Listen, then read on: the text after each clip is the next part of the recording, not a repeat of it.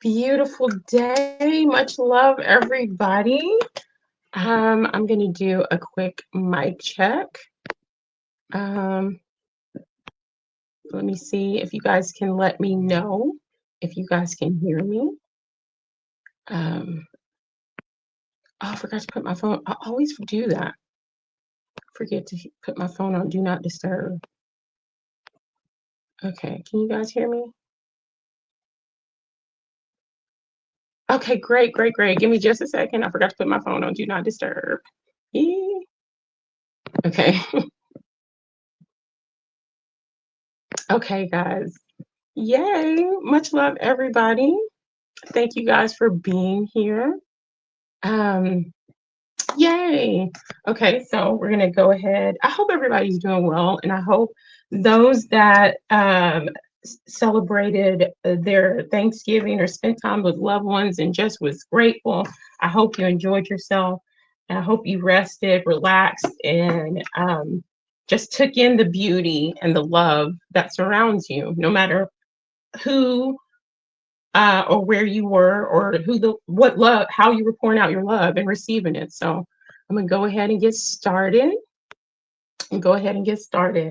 And so, like always, we were going to be talking about trust issues. I'm gonna go ahead and give this disclaimer before I forget. Well, first, let me give this disclaimer. Sorry about my squeaky chair. I promise I'm gonna get it together. I'm gonna get a new chair. Um, but I am not a licensed therapist. I am not a medical professional. What we talk about here when it comes to us talking about our different ways of dealing with healing, dealing with trauma, dealing with grief, and everything else, and natural remedies, herbs, essential oils, water, nature, whatever, does not replace professional, advice. And so, if you have any comments or questions about your mental health or about any of the natural remedies that we talk about here, please seek out your professional therapist, licensed therapist, or your primary care provider or pediatrician for your little ones. Okay. Also, a disclaimer, we're going to be talking about things that, this is a trigger warning, I guess. We're going to be talking about things that are really deep and sensitive to a lot of people. Some people don't have trust issues. Some people don't understand how heavy this topic is for a lot of people. And so, but those that do, I want you to understand this may trigger energies, emotions, and things that are buried or dormant within you. This may trigger things that you thought you healed but did not. This may trigger different emotions, anger, fear, sadness, all these things, but that's what we're here for. So I just want to give that little warning out before we continue. And so let's go through the chat. Okay, peace, everyone. Much love, Lisa. Good to see you. Ready, aim, fire. Okay, ready for it. Much love. Beautiful day, Discog. Welcome. Thank you for being here. Hey, Lara. Good to see you. Thank y'all. Beautiful day, Farah. Much love. So glad to see you. Everybody saying hi. I love it. Let's see. Okay, there we go. I don't expect too many. I love that. I am my own professional. Thank you. Um, no problem. And I find that before I get into this, I'm also going to say this. I will not allow anyone's negative energy, ill will, ill intent for myself or the people on the platform, and the projection of anger, hate, or jealousy to take root on this platform and within my own energy essence. If you harbor those things secretly within you about myself, towards myself, or the platform, or you carry entities and thought forms within you, I reject them for myself and for this platform. And I send it directly back to you, where it comes from, back to you, your being, and all your situations, okay? Don't play with my intuition. Don't play with my power. and don't play with my strength. Because the mask that people are wearing, I see you. And I don't see you with my two eyes. I see you and I feel you. And you're not welcome here. And if it makes you uncomfortable, me saying this, then I'm talking to you. All right? All right. And so for everybody else joining in and who you're really serious about this, I just send out love. And I want everybody to have some self-compassion for one another. I want everybody to show yourself some self-compassion as we dig deep into these things. Never mind if you cry, you cry. Don't worry about what people say. Don't worry how they will react or respond.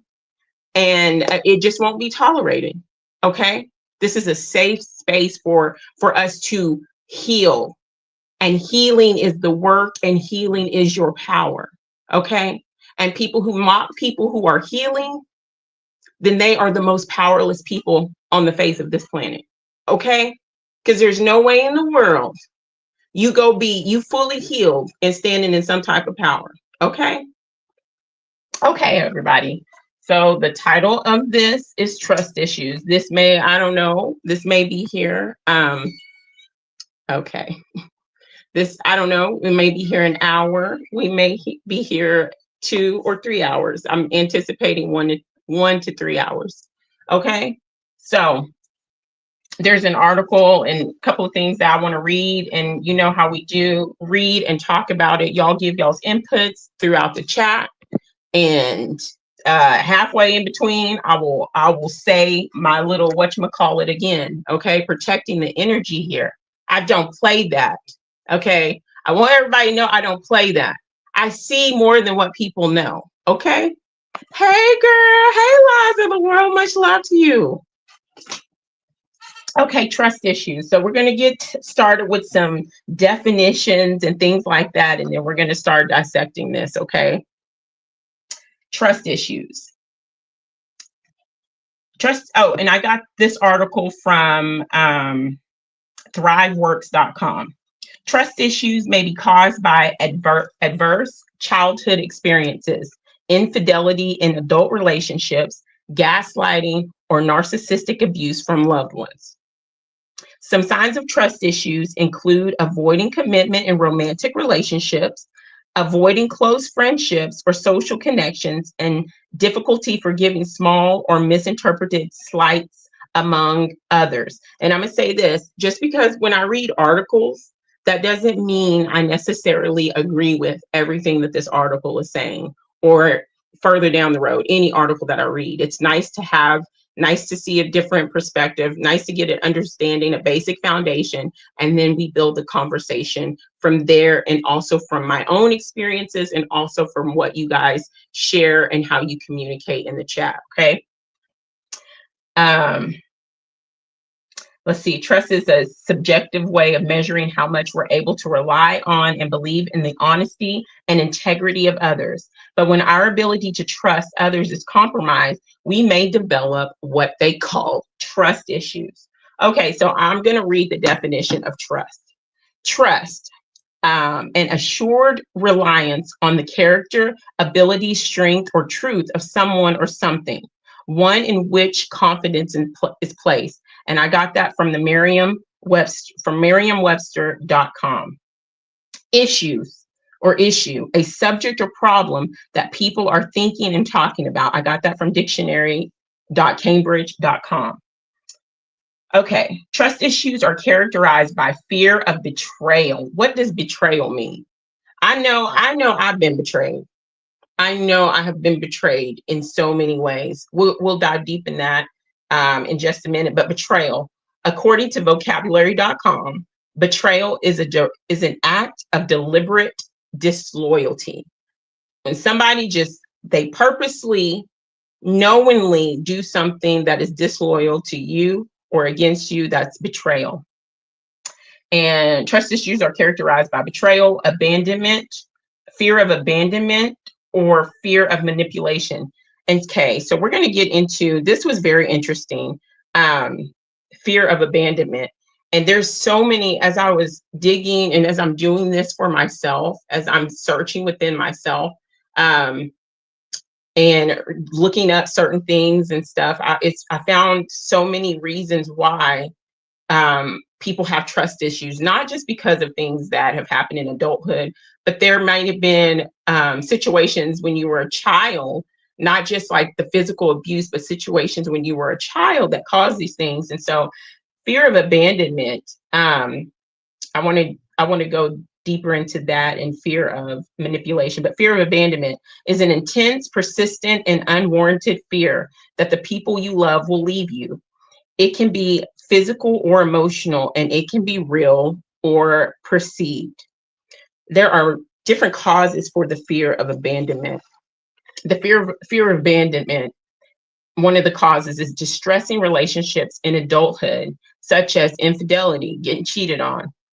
Hey, had that happen to me. Divorce. Hey, had that happen to me. Or being left suddenly or ghosted by a romantic partner. Hey, I've had that happen to me. Wow. Anxious attachment style, which is a way of forming relationships that involves a need for constant reassurance from loved ones. So you can develop trust issues because of your attachment style. And we're gonna go deeper into attachment styles later. Um, Also, other mental health conditions.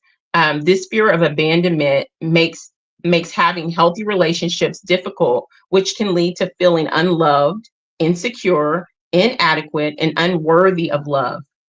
Walling yourself off to avoid getting hurt, self-sabotaging relationships, questioning your worthiness of love and care, and second guessing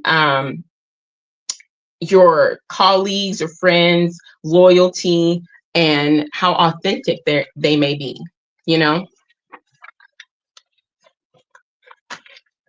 Manipulation, controlling someone or something to your own advantage, often unfairly or dishonestly.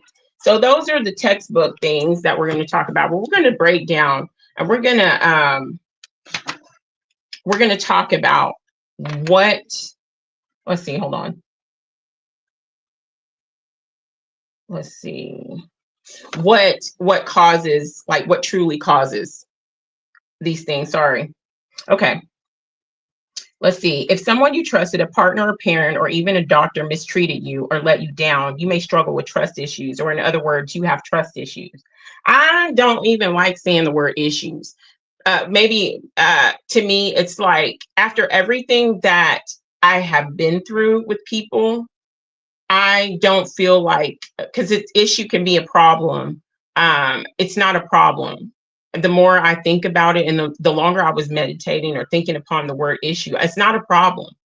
It's a result, and it's an awareness. I'm gonna get into that in just a minute.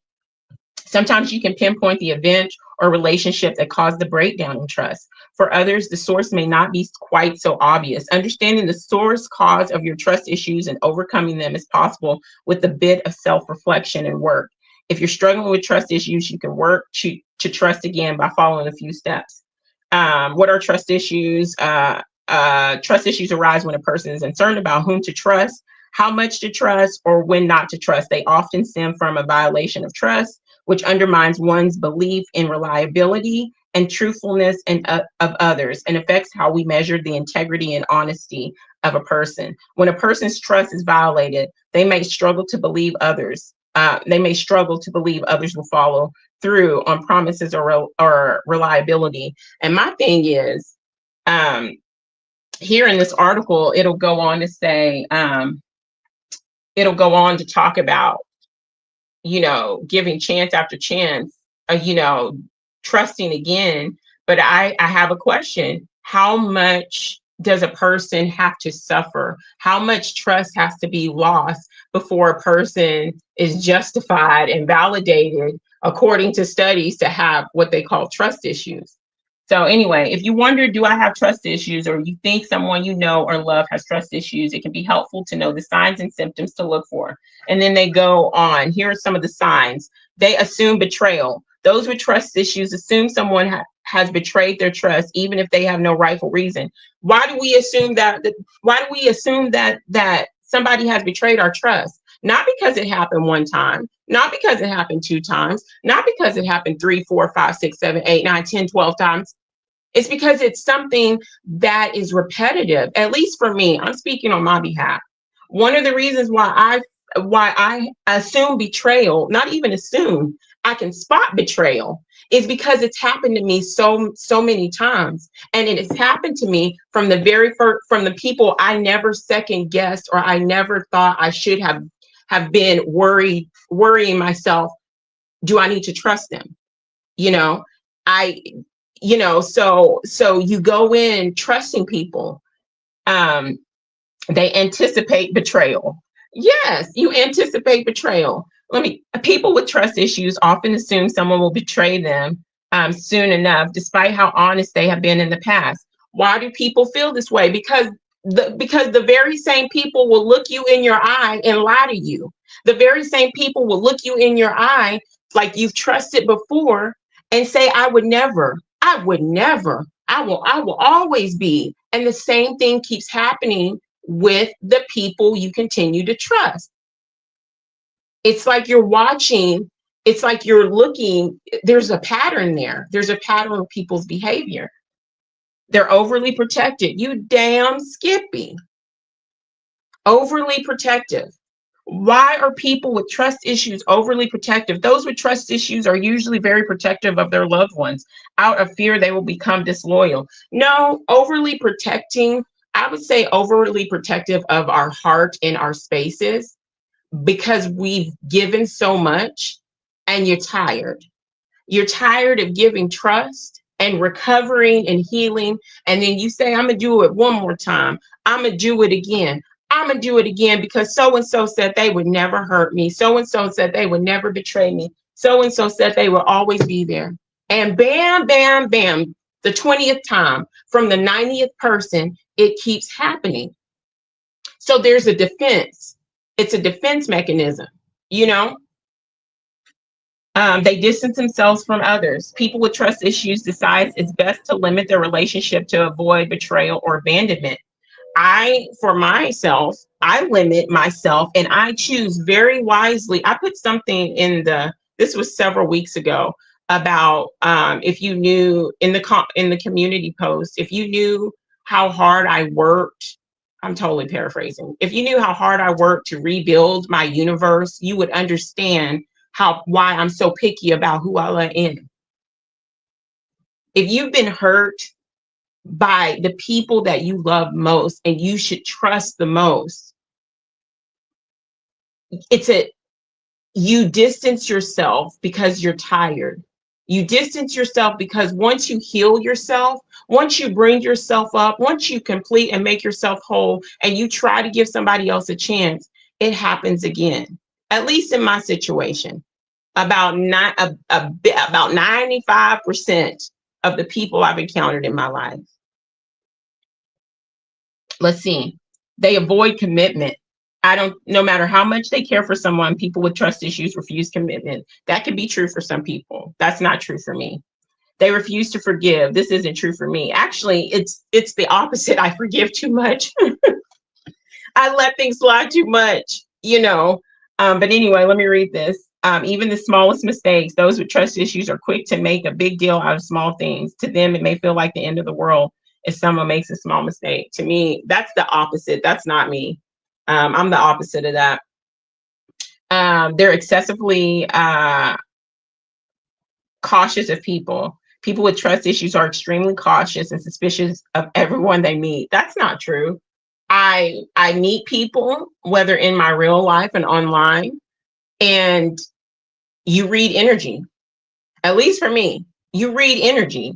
I'm not suspicious of anyone and until I get to see you. And then when I see that the person that is being presented in front of me, whether in my physical life or even virtually, is not matching the energy that I feel, that my inner knowing and my inner guidance is telling me. So for me, I'm saying I'm not suspicious of everyone. When it comes to that, I give everybody an open chance right there. Everybody gets an open chance with me right there. And then when I feel that you're off and you're portraying something that your energy and who you're presenting doesn't match, and then we have a problem. Okay, people who have trust issues, they feel lonely or depressed. Those with trust issues also isolate themselves from others and feel lonely or depressed as a result. That could be for some people. That could be for some people. At one point in time, it was for me. At one point in time, it was for me.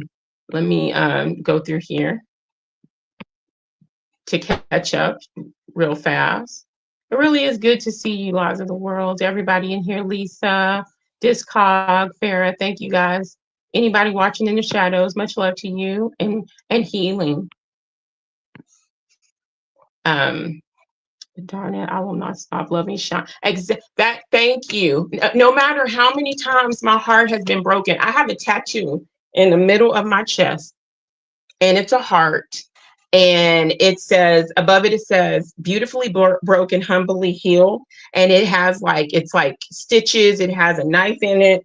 It has a, I can't even look at it. It has like a nail that has gone through it. It has a Band-Aid over it. No matter how many times. And I know the other day, and that was just how I was feeling in the moment. I put a long thing in the community post. And I don't care if people find that negative or not.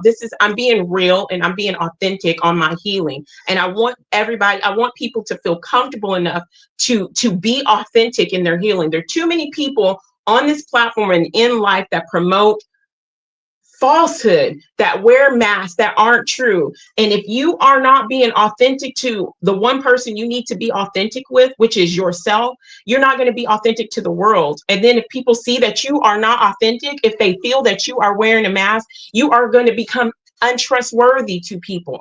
So I have beautiful days. My days here on this plane of existence are more beautiful and more upbeat, more positive than I have bad days. But I have my moments. I have my depressive episodes. You know, I have my own battles within, and something may trigger me. And so I put in the community the other day, I said, because I read something, I found out something, and I said, I'm done with loving. I'm not letting anybody else in. This is it. Don't, da, da, da, da, da. I went off because that's how I was feeling in the moment. And then at the end, I said, you know, things might change, but I do know that it's making me wiser. We're going to come back to, oh, what? No, we're still looking at quotes. Yes, just with better boundaries. I know better. I'm not going to allow any heartache. That's what I was getting at with my tattoo. I have that on my chest. It was broken and all that other stuff, but I'm not going to allow it to harden me. I'm not going to allow people's lack of understanding of who I am and my nature of love, my nature of who I am, to change me or make me become bitter. No matter how many times a person has broken my heart or has misused me or has violated my trust, I refuse to be hard. I don't want to be that way. I am cautious. I am guarded to an extent. You have to be. It's a lesson learned. If somebody bops you on the head, keeps bopping you on the head, are you going to stand there or are you going to start ducking? Okay, you're going to start ducking. Lesson learned. You go at it better. I'm not going to stop and I was like, I'm never letting anybody in. That's how I felt in the moment. I'm going to be cautious and I'm going to listen to myself as I navigate the waters in the streets, especially these YouTube streets. Okay, I'm going to get on that in a minute. And the people within my own life, you know, but I find that less and less people are true and authentic or willing to, you know, let me go through here. Yes, indeed. Betrayals, gaslighting, etc. That's right, Discon. I forgive once, then I do not let it happen again. That's right. Rebuilding will. Wow. Later, only time and action show who is who. The problem is that time is the unknown. Much love, admin. Good to see you. I hope you're doing well. I work on intuition, reading into their energy, getting better at it exactly. And by us healing, we're tapping into, this is what, okay, maybe this is the time for me to say this. Maybe this is the time for me to say this because it's talking about tapping into your intuition. And I have had so many things. I'll talk about a couple of things. And I've trusted people outside of myself. And even from childhood, you know, you should be able to trust your mama. You should be able to trust your daddy. You should be able to trust, but some people in our lives hurt us. You should be able to trust friends that you bring into your circle. You should be able to trust your brother. You should be able to trust your sister. You should be able to trust grandma, grandpa. You should be able to trust your boyfriend. You should be able to trust your girlfriend. You should be able to trusting them is like when you have those relationships, you're extending your heart out. And this is how I see it. And I'm trusting you. You should be able to trust your husband and wife and things like that. What I'm learning is that trust is not, I was just giving my trust out. With no question, just like I told y'all before, I was a people pleaser. I had no boundaries. The word telling people no was a dirty word. Oh no, I got to keep saying yes, even though I'm breaking down. And so I was just throwing out my trust. But now that I've gone through all those things, I now understand and realize more than ever that trust isn't given. You don't, just like respect, you don't just get my trust just because we think alike. You don't just get my trust because we have the same view. You don't just get my trust because, you know, this or that. Trust is earned. You have to earn my trust. And I have to, likewise, I have to earn your trust. You can't just, for me, you're not just going to show up in my life virtually, physically, and think that we're all good because of whatever, because we like the color yellow. Okay, that's good. I still don't trust you. And if you've had actions of the past that have led me to mistrust you, then I'm questioning your trust, if you're trustworthy. Okay, and especially listening to my inner self. And so, like I said, it's like trusting people. Here, I'm gonna go back to that. Let me get on this article because I'm gonna go deeper on that. What causes trust issues? We already talked about what causes trust issues. We're going to go over briefly. Abandonment, experiencing abandonment can disrupt a person's sense of security and stability. Trust issues stemming from abandonment can cause a person to doubt others' reliability and commitment and can make it hard for them to form and maintain trusting relationships.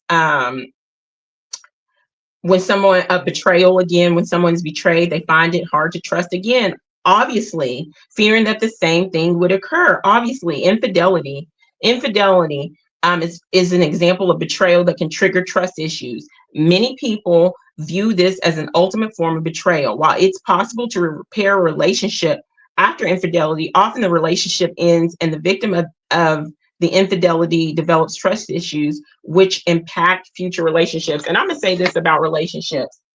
If you are unhappy in your relationship and you want to creep out, go ahead and leave. Don't put somebody through that. Don't put somebody through that. That is so awful. Speaking when they said that was like in relationships, one of the biggest things that has happened to me in the worst way. And I just say, if you're not happy in your relationship, don't be selfish and keep that person that you're with because you don't want to lose them and you want your cake and eat it too. Let them go. Because I'm going to tell you, what you do in the dark will come to the light. Okay? That's why people can't wear them masks. What you do in the dark will come to the light eventually. Okay? Manipulation or mistreatment. If a past partner or loved one manipulated or mistreated you, you're also at an increased risk of trust issues. Oh, yes, that makes sense. Examples include include dishonesty. If somebody is constantly dishonest with you, of course you're going to have somebody that you're trusting, and you should not have to question if this person is being dishonest. Then naturally, once that happens and you move away from that person, you're going to think that the next person you get close to is being dishonest with you. Should I really trust that? You know? And I'm going to say this, I've been lied to by so many people, even when people have been in my physical life and here virtually. You're so wonderful, you know, doing these things. And I didn't just start doing this. Like, I love helping people. I love I love loving. I love being nurturing people. It's just in my nature. You know, I've said this in time past. I don't like saying that because I don't like putting everything that we do out there. I've done in times past. We've taken a break, but Meals on Wheels and doing things for the community, being there for people. You know, some people just do that naturally, you know, but when you've been hurt by so many people so many times, even when the people that tell you, especially you've been hurt by people that tell you, oh, you're so great, you're so wonderful, I love you, there's no one like you, ooh, nobody can replace you, ooh, you find it hard to believe the next person that truly means it. I have issues with that, you know. Like I told y'all, whenever I did the video and I said I was going to stop, and then I got the emails and I got the text messages and phone calls and whatnot, it was hard for me to believe. I guess hard for me to accept that from people, because I'm like, do I really believe that? Are they just saying that because some, you know, that's happened to me before? You've done this for me. You mean so much to me, and you know, I was really conflicted. Anyway, gaslighting, passive aggressive behavior, and keeping you isolated from others, childhood trauma. Adverse experiences in childhood are also likely to cause trust issues. Examples include abuse or abandonment by one or more caregivers. Naturally, especially if you start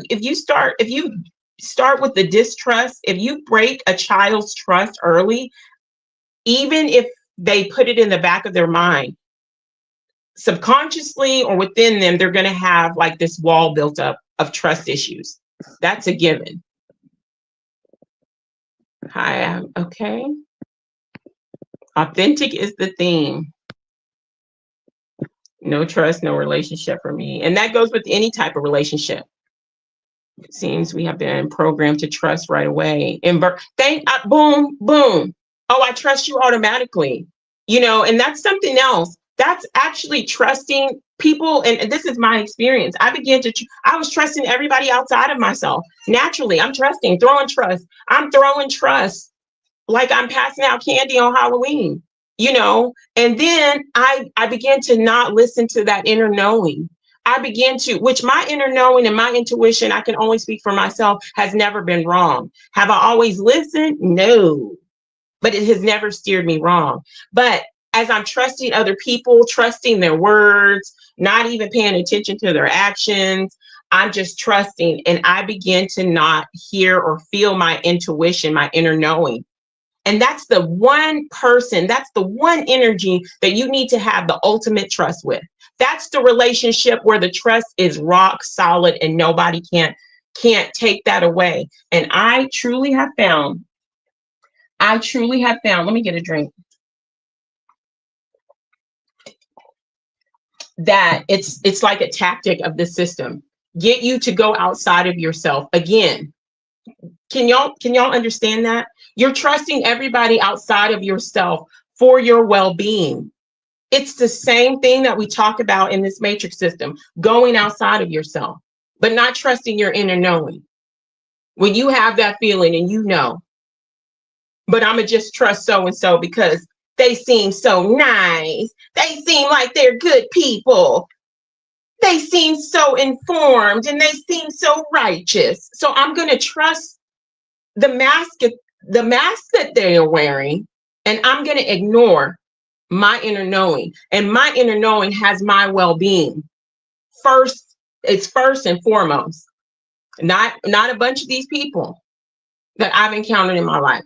You know, and I'm not saying that I don't have people that I trust in my life. Don't get me wrong. And I said, you know, I was like, I don't know. I'm not saying, you know, don't trust anybody. And please believe me, guys, I'm not saying don't have connections. I just want people to have discernment. Stop trusting everybody so quickly. This is the things I teach my children. You can't just, somebody got a piece of candy or they like the same movie you like and y'all get to talking and that's what you're bonding over because don't nobody understand the reaction and how you react to this movie and this person do. You don't just trust them because y'all have that one thing in common. You got to feel these people out. And if people get offended that you're feeling them out, If you get offended that, hey, I've been hurt, I'm stepping back. I appreciate the love and support that you're pouring in on me, but I'm watching. I got to stay alert. I got to watch. I have been taught, and because of the pain in my back, the stabbing in my back and my heart and my sides by so many people that I have loved and trusted, I got to look out. I got to look at my own 12. I got to watch my own 3. I got to watch my own 6. I got to look to the left at my own 9. Okay. If people get offended by that, then that is a red flag. I don't need you around me then, because that means you don't filter out people. You can be trusting people that mean you ill. Energy is not a joke, guys. People may say you're doing too much. No, we're not doing enough to protect our energy. Okay, you wouldn't go out for your own safety. You wouldn't go out in the middle of the night, ladies. You wouldn't go by yourself in the middle of the night to a bar that has been known to be a spot where they abduct women and do bad things to them. So why would you put yourself in a situation where you know the energy is foul and toxic and you know people are not being why do it? Why protect your physical well-being, but you're not protecting your energetic well-being? Discernment, not trust issues, having trust discernment, having awareness of who you're trusting, having awareness of the energies around you. Having awareness is not just about having awareness of this damn matrix system, which we all need to be aware of. You need to be aware of, and I say this all the time, and people have talked about me in my real life and beyond. You need to be aware of the energies that you're entertaining. Are they trustworthy?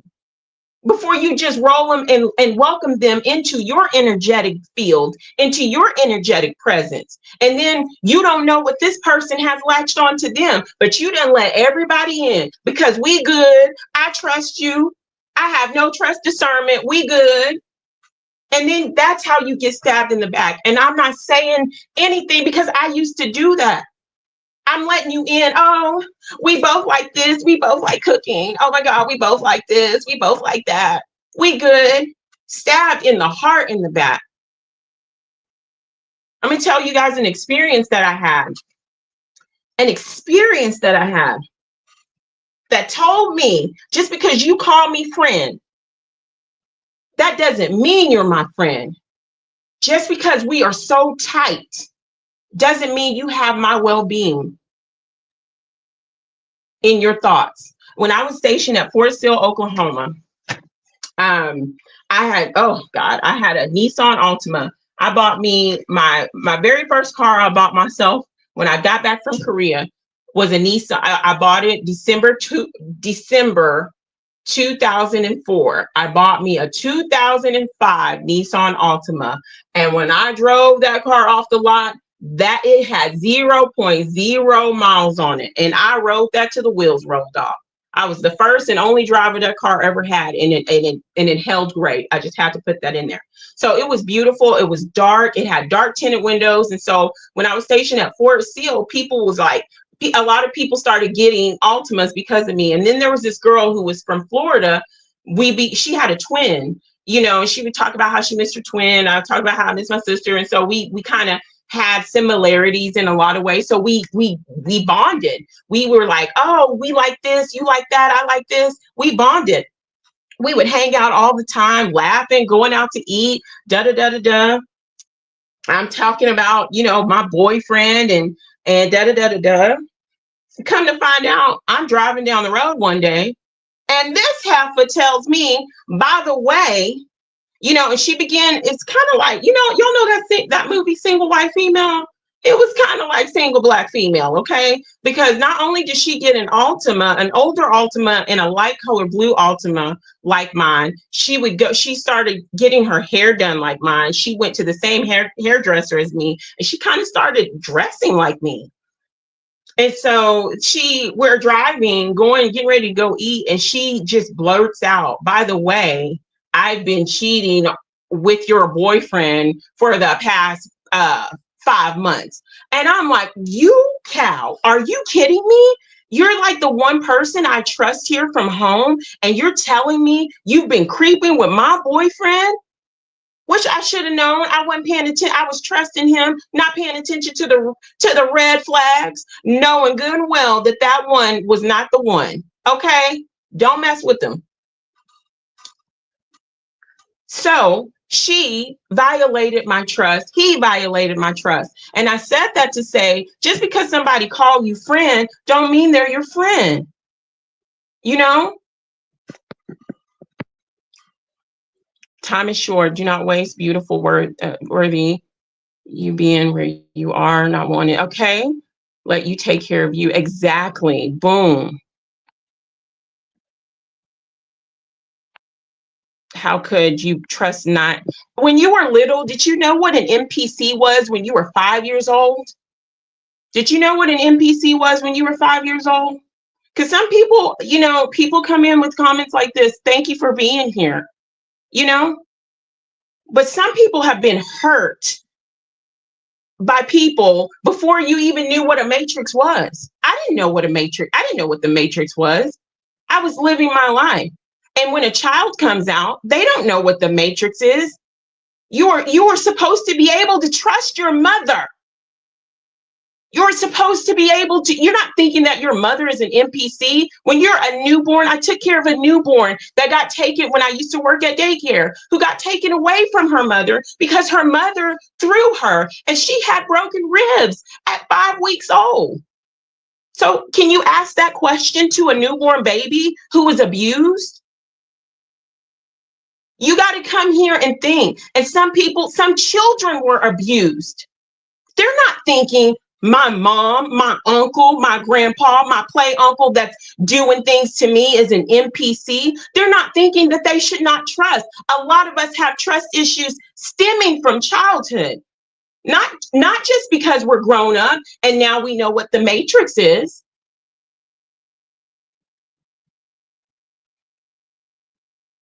You got to come here when we're talking about these things and be a little bit more sensitive there. I'm sorry. How can you trust? How dare a 1-year-old trust her mama that keep beating on her? I think you need to reevaluate that question. But now that we're older and now that we are where we are, yes, now NPC.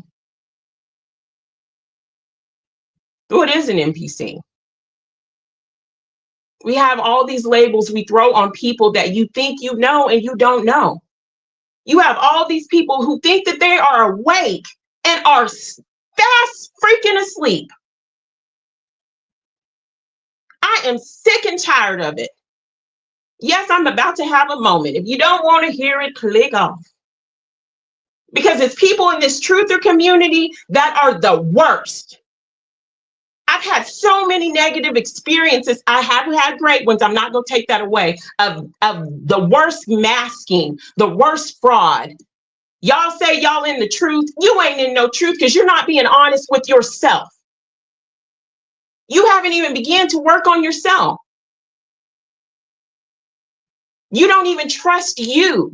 You think you, the inner knowing of you, is a program.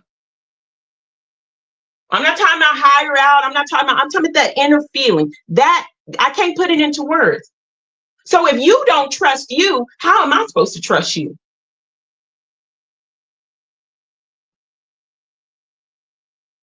Look at yourself first.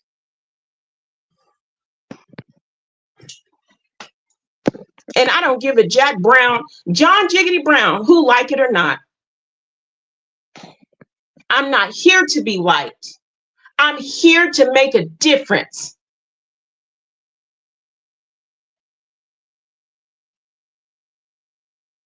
And if you were so healed and on top of it, that wouldn't be a question.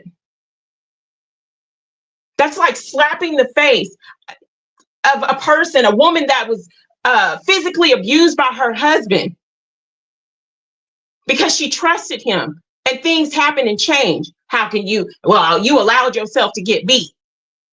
The fuck? What's wrong with y'all? Sitting on high horses, looking down on people who are trying, who are seriously trying to tap into their power, who are trying to understand ourselves by going within ourselves. And the same ones with things like that are you're gonna be the same ones that get programmed and sent right back here. Why? Because you think you're gonna bypass something. You think, oh, I'm not gonna be looking at grandma. They're not gonna trick me with grandma. But you haven't done the work of the healing within you. And so all these energy attachments that we're talking about, that we're diving deep on, that we're trying to heal, that's lying dormant, we're doing the work right now. And you're gonna fly out of here and you think you're going to be facing something, you think you're going to be facing an entity, you think you're going to be facing a Jesus or make-believe or a setting that's fit for you, and then lo and behold, the surprise is you're going to be facing you. Why? Because you didn't deal with the guilt, you didn't deal with the shame, you left this unsaid, you left this done, and so you're going to be feeling guilty because you didn't give yourself self-compassion and you didn't give yourself self-forgiveness. Or try to get you know what I'm saying? Especially if you know you did somebody wrong. You didn't try to make it right. You said I didn't have to work on that. Y'all say love is gonna tap and anchor you here. It's not just about love. You can love and still be detached. Other things will anchor you here. Let me shut up.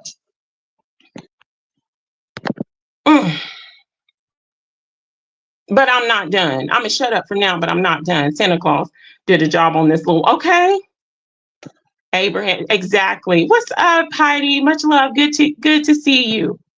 Oh no, not your internet. I hope you're able to why trust? Just trust you and read the energies for those outside. Exactly. As we get older, we understand that.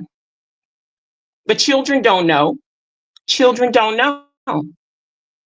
And that's the same stuff that I hear, like when we were going over that stuff about, you know, coming to this place. You decided to do this, like a child that was beat and neglected. You did this to yourself. Well, you shouldn't have been so trustworthy. Who would say that to a 6-month-old child that's getting hit, abused, neglected, abandoned? That infuriates me. Sitting on your high horse and ain't done nothing with yourself. Love to look down on other people. If you were that enlightened, you would understand, hey, this is where that person is at.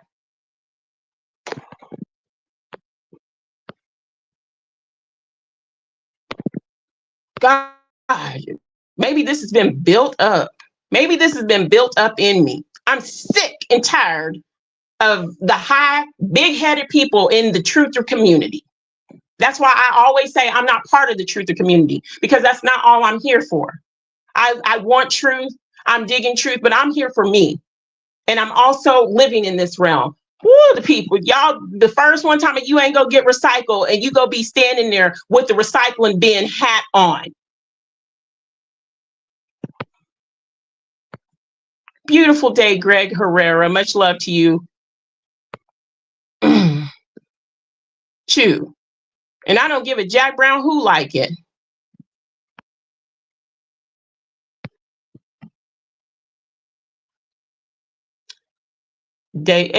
Betrayal is a special flavor of louche. Careful out there. That is true. But that's why we doing the healing. Much love. Good to see you, Day W. Much love to you. Use time for lost innocence, but at some point it becomes ignorance. And that's true. That's so true. Boom. Fireworks. There we go. Okay. I hung out with old friends today. I'm drained. Whoa. Why do I have a sense of obligation? See, I feel you right there, Heidi. Obligation. Can't think of one thing we said or did that not make us laugh or be in reunion. Beautiful day. Thank you. I'm gonna just call you D. Okay. D-Dub. Is that DW? Thank you. Let's see. Lisa, separating from the old has been hard for me. I was so quiet just listening about, okay, that's how you know you're growing and progressing. It's like you become detached. You grow out of people. You grow out of people in situations. And that's good. Each year I come home saying, why do I sit through this for hours when I thought it was normal? And it is not, or should not be normalized. That's right. That's right. Thank you guys for being here. Thank you guys so much. Thank you guys for allowing me to be me. I get heated. I want to spread love. I want to spill joy. I get heated.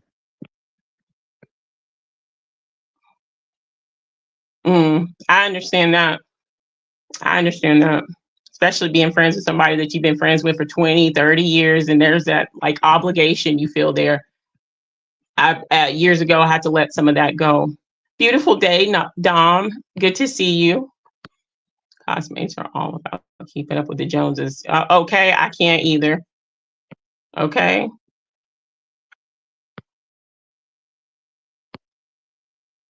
Really glad to see you. Let's see. Okay. Let's see. I'm sorry, guys. I get behind, running my mouth. Yay! I'm glad it's better. Thank you.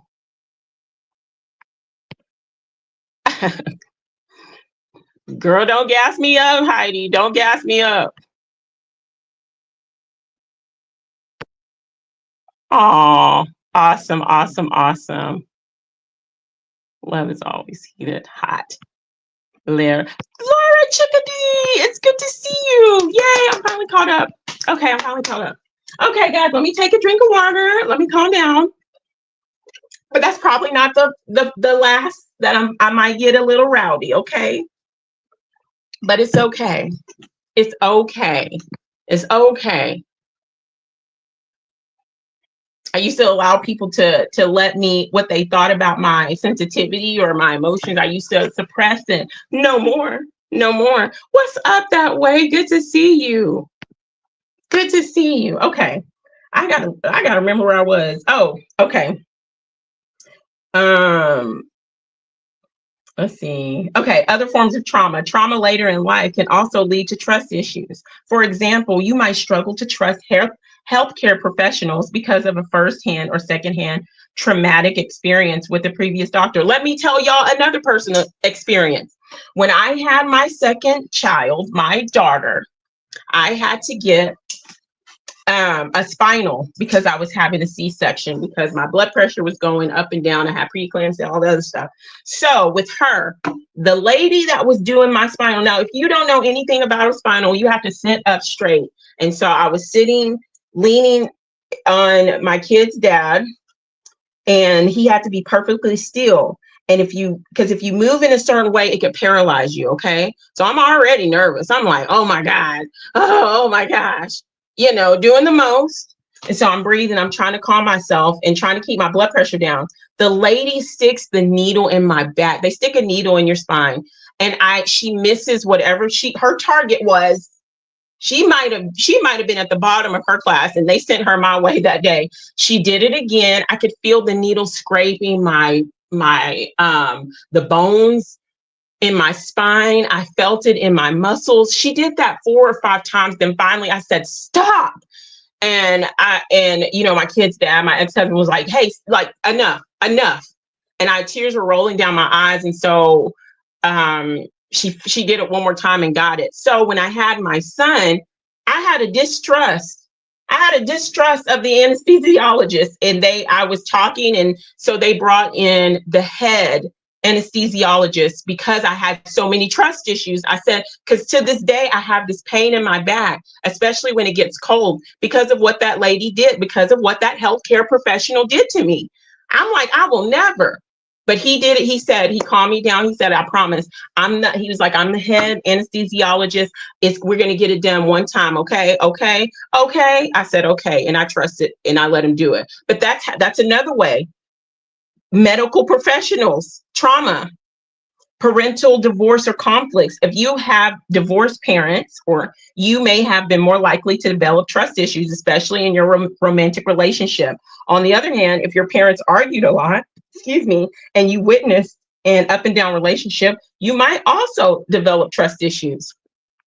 Let's keep this going.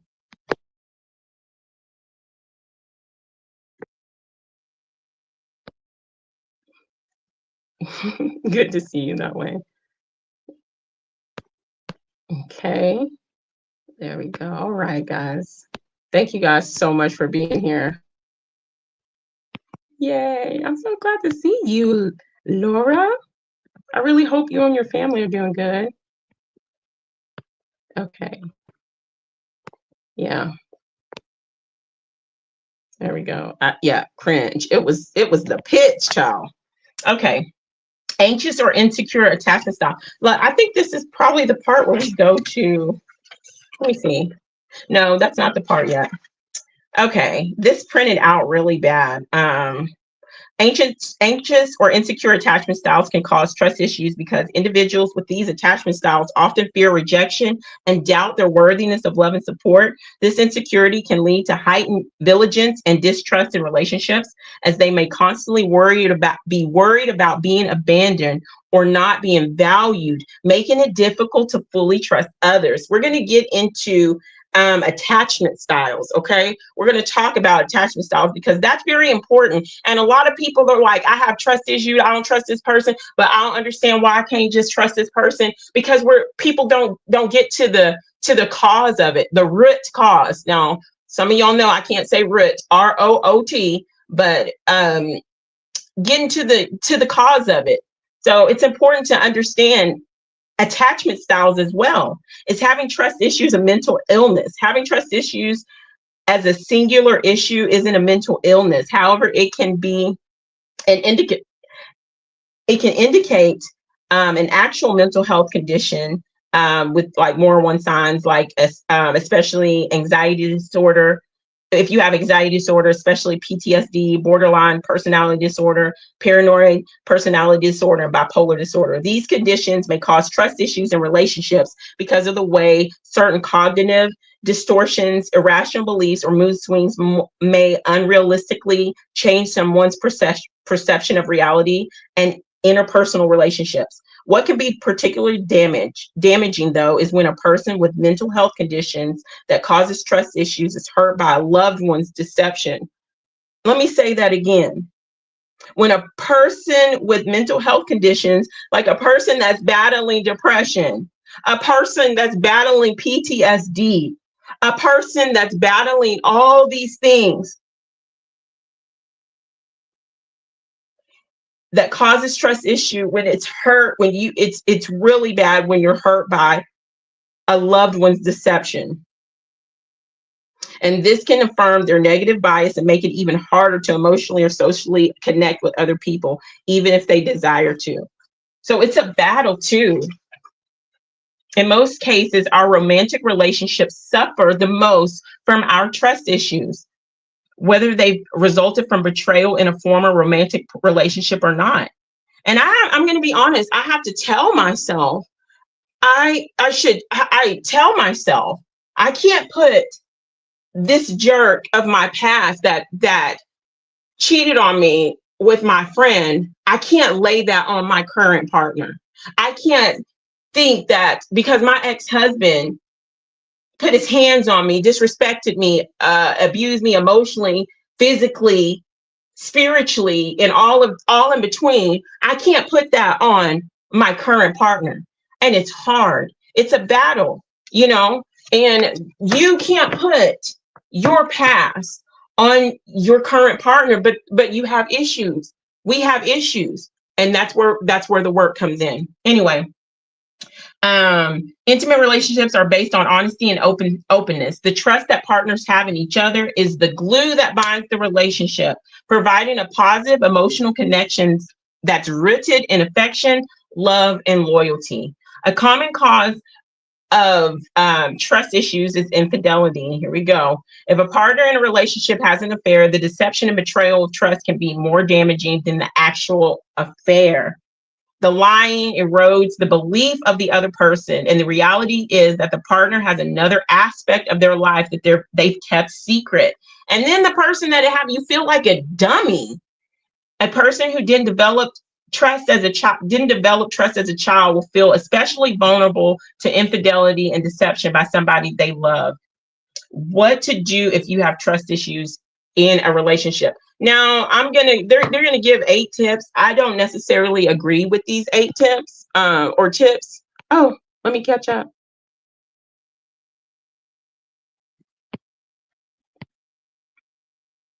Yeah, by 20. Yeah, by before I think by I was my own doctor by then, but I had a life-threatening high-risk pregnancy. So I went to the doctor. But yep, be your own doctor if you're able to. Non-medical advice, sprinkling that out there. We're all joking, having fun. Ha ha ha. Be your own doctor. See what's wrong with you. And figure out natural ways and remedies that can help you or help the people that you love, you know. Yes, me too. And some things within the military. Absolutely the worst. Should be able to trust your mother. Exactly. Anxious attachment is mine. Wow. I have a little bit of that. Then I became avoidant once hurt. Oh, wow. Wow. Extra special feature, trusting personality in a realm full of lies. Act now. I'm sorry for laughing. Oh my gosh. D-Dub. So it's confusing to some. How can I be so avoidable, available and loving, then become so, oh wow. I just love you guys. I love your honesty here. Trust in myself. And you know something that way? By me having all these experiences with backstabbing, backbiting, and realizing that the very people in my life that I should have been able to trust from childhood up, you know, realizing that the person that gave life to you and the person you gave life for are the biggest cause of your trust issues. After realizing that, you begin to say, hey, I begin to trust myself more. As I'm not trusting and being so open with trusting other people, I begin to trust myself more, and I trust myself more and more every day, and I'm loving it. So absolutely, boom. I'm trying not to be, trust is earned, boom.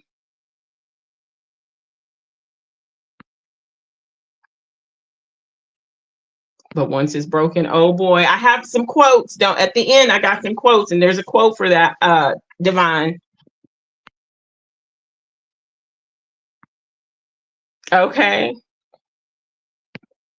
Trust is earned, exactly. And that's something I had to learn the hard way. And some people be like, why did you do this? You don't understand, like there's a lot of things that people do because of unhealed trauma. There's a lot of reasons why people react the way that they do because of unhealed trauma.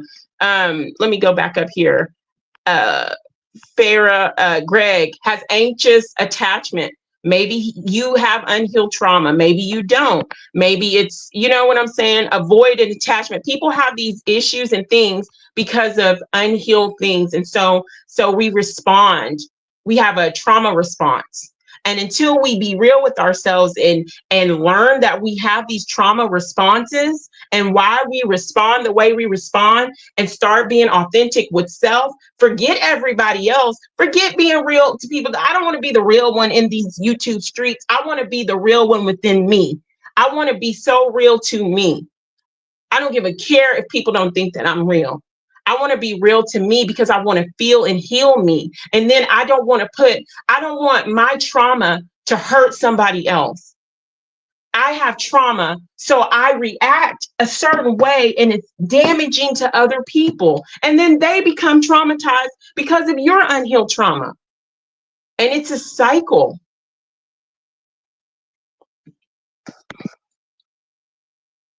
Good sense. Yeah. Okay. Sit down that way. You sit down.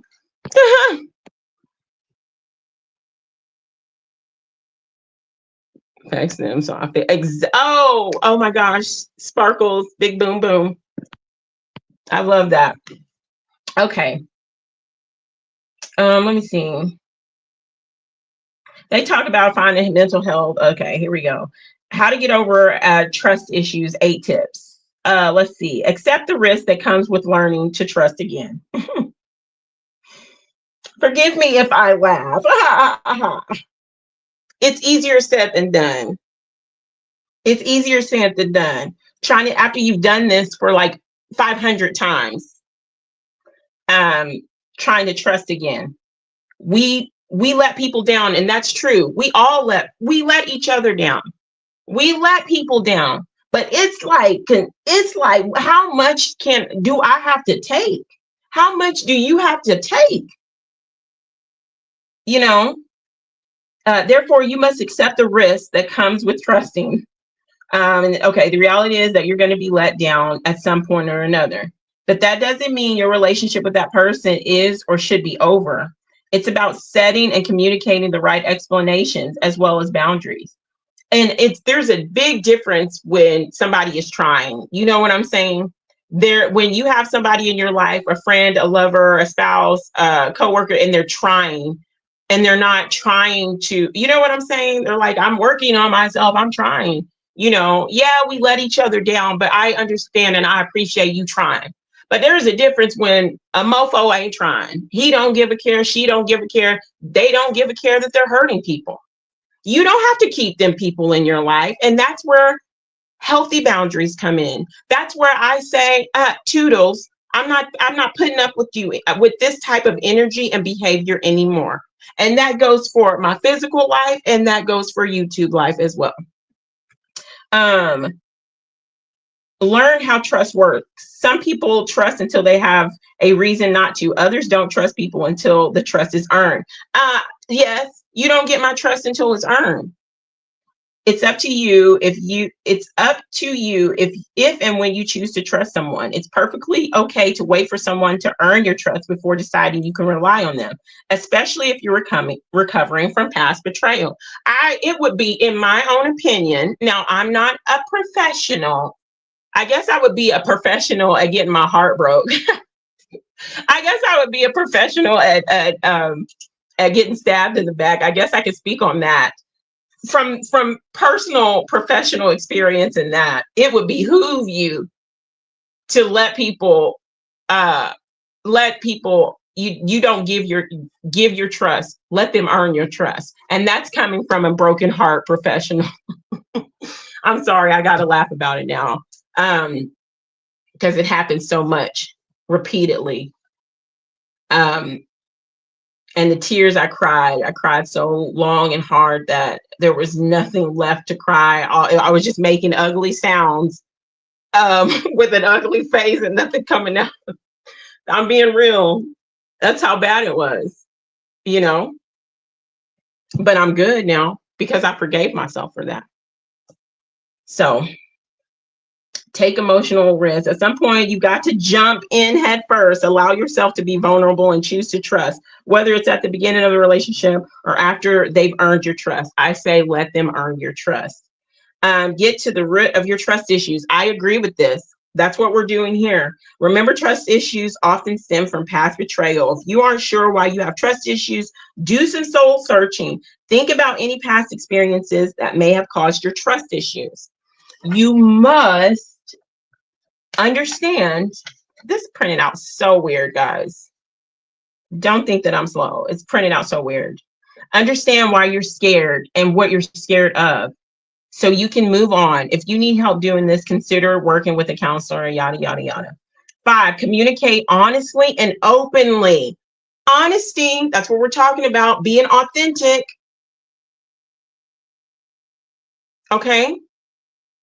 You can't expect to get honesty from somebody that's lying to themselves. Okay, if they're lying to themselves thinking that they don't need any type of work and you see the red flags, then it would behoove you to walk away from that situation. If somebody says, I ain't got no work to do, I have it all perfect here, then why the hell are you in this matrix? Okay, if you have it all perfect.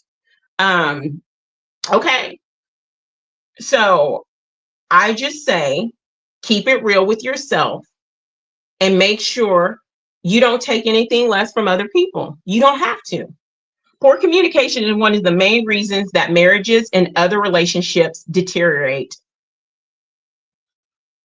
Do your part and continue to be honest with the people in your life. Also talk to them about your hesitancy to trust. Be mindful of your relationships. Each one of your interaction works to build trust. Start tuning into these interactions and consider why someone, whether it's your new doctor, parent, or coworker, might deserve your trust. And then there are people in your life that truly do deserve your trust. Truly do deserve it. They have, some people have been broken and wounded so bad that they really, they're like, I don't trust. And this person has showed you over and over and over and over and over and over and over and over and over and over again that you can trust me with no manipulation. You got to give those people that have shown you and proven to you repeatedly a chance. And I'm saying this to myself. Okay, I'm not speaking above myself, and I'm not speaking about things I haven't experienced firsthand. I don't like doing that or witnessed. Okay,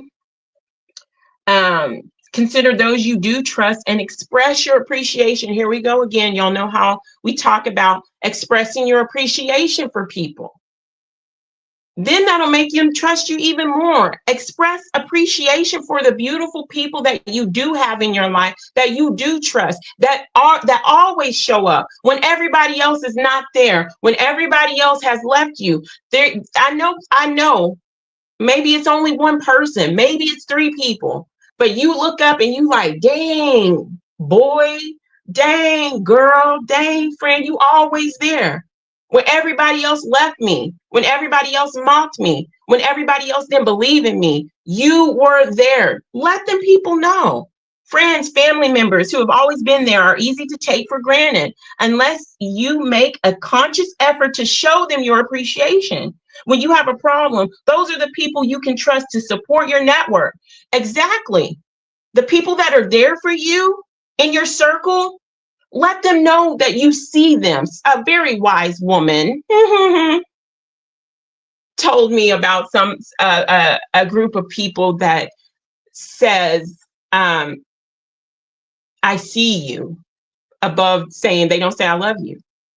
People want to be seen. And I don't mean that way. People can say I love you all the time. Let them know that you see them and you see their efforts. Because then they get depleted. You want those relationships and you want people to show up. You got to show them that you want them to show up.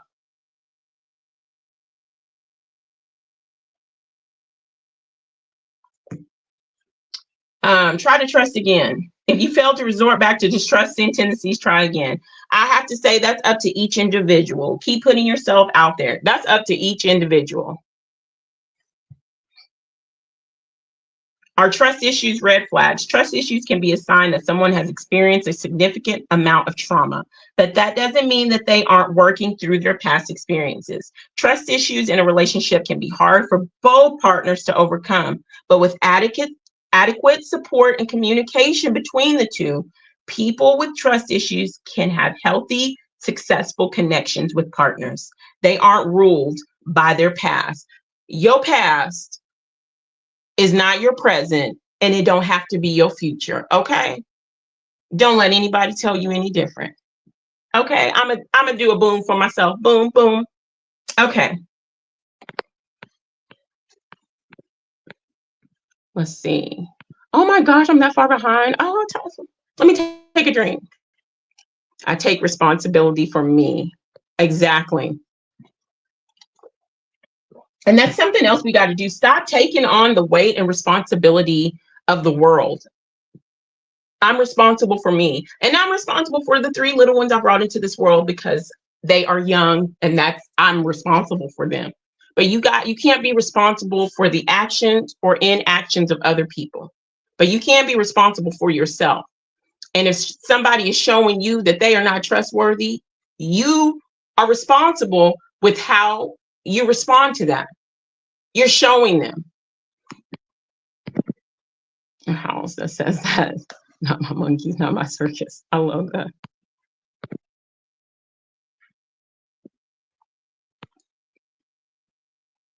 I'm aware of the trauma and have done a lot of work, yet it never fully goes away. You just change the way you respond. Exactly. I agree with that. Boom. It's a scar. It's a wound. Think of like a physical deep wound. Think about somebody taking a knife and just slicing you across the chest deeply. Yes, it will heal, and that layer of scar tissue will heal. It will cover, but you will always have that scar, and there'll always be a little pain there, from time to time. You won't fully get over it, but I love what you said, the way you respond. I love that. 100. I love that.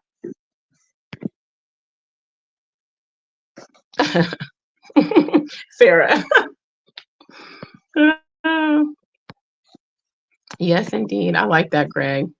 I'm gonna go back to, I'm learning how to maneuver this. I'm gonna star that comment. There's a couple of I forgot. There's a couple of comments I wanted to star. Oh, I'll go back. Exceptions, assumptions. Oh, maybe it would help if I highlight. Forgive yourself. If you get betrayed, just know better and do better. Exactly. When you know better, you do better. When you know better, you do better.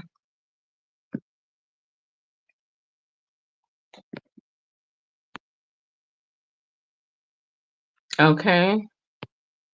Honesty with yourself too. Exactly. I'm a sucker for a good story. My mom has a man that says, I don't need your attitude. I already have one. I like that, Divine. As I learn better, I'm growing and will protect me from now on. And the thing is also, at least for me, I realize I'm gonna keep growing. I might mess up and stumble and make the same mistake and fall back into an old pattern, but then I know how to pick myself back up at a faster rate. And we also can't be on here like a lot of people who on their high mighty horses thinking that you're above falling back into challenges, or you're above learning anything from anybody other than yourself. Like, you know what I'm saying? Or thinking you're above learning. You've learned it all right here, right now. There's no need for me to learn any further. I know it all. Yeah, right. Then you really lying to yourself.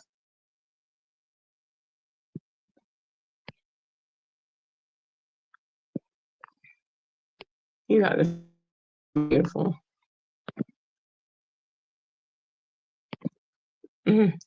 Internal, I would say.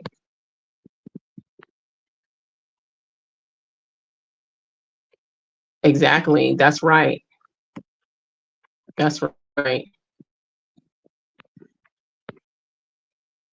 Okay. Well, much love to you, Don. Thank you for stopping. Oh my gosh, much love to you. I thought about you. Was it last night or this morning? I sent you an email. Check your email. Much love. I'm so glad to see you. Oh my gosh. You just made my night. So good to see you. Oh my gosh. Much love, everybody. Oh, I'm just smiling. I'm so happy. It was a little struggle at the start of the week. I'm not even gonna lie. I'm not gonna get on here and I was like, so namaste. Everything was great all day. No, it was a struggle, and it's turned into a beautiful, healing, productive week for me.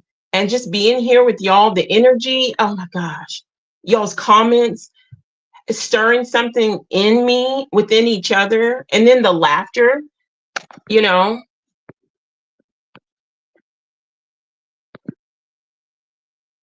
Let's see, I was diagnosed with avoidant personality syndrome, amongst other things. So for me, it's not just trust issues. I generally avoid people at all costs.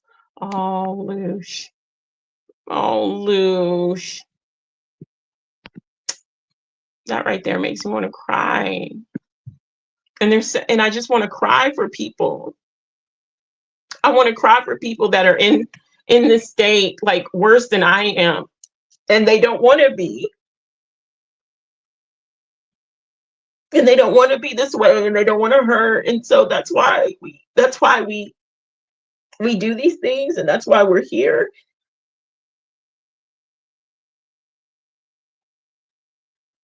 And sometimes when you have people in your life that have the issues like that, you can't take it personal. And I'm learning, you can't take it personal. So, oh goodness. Okay, there she go again, crying. Okay. Protecting you. Wow. Wow. Oh my gosh, Lisa. Don't trigger me. Don't you trigger me, Lisa. Oh, that was a deep comment. That was so wow. Sink it. We pushed through the energy. Hugs all. I know. If you don't like hugs, if you don't like it at all, you're in the wrong place.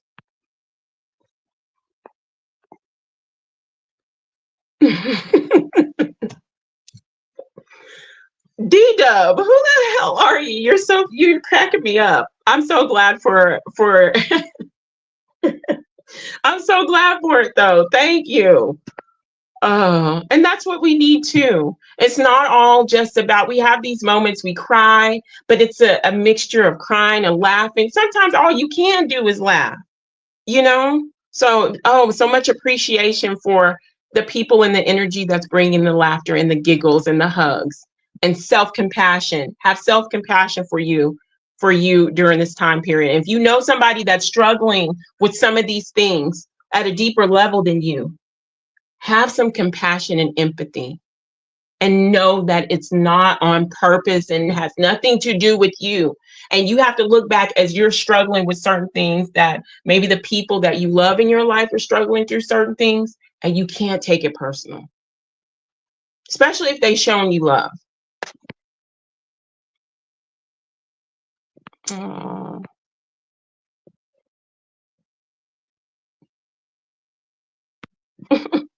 It's okay. Hmm. We are alone in this. I feel so. We try to find support in each other, but they split us around the world for this reason, personal connections. I'm gonna say this is thank you for saying that, because I'm gonna say this. Leda and everybody listening, I've been pondering this, and this is just something I'm thinking about. I'm not saying this is anybody's road, anybody's journey. Anybody has to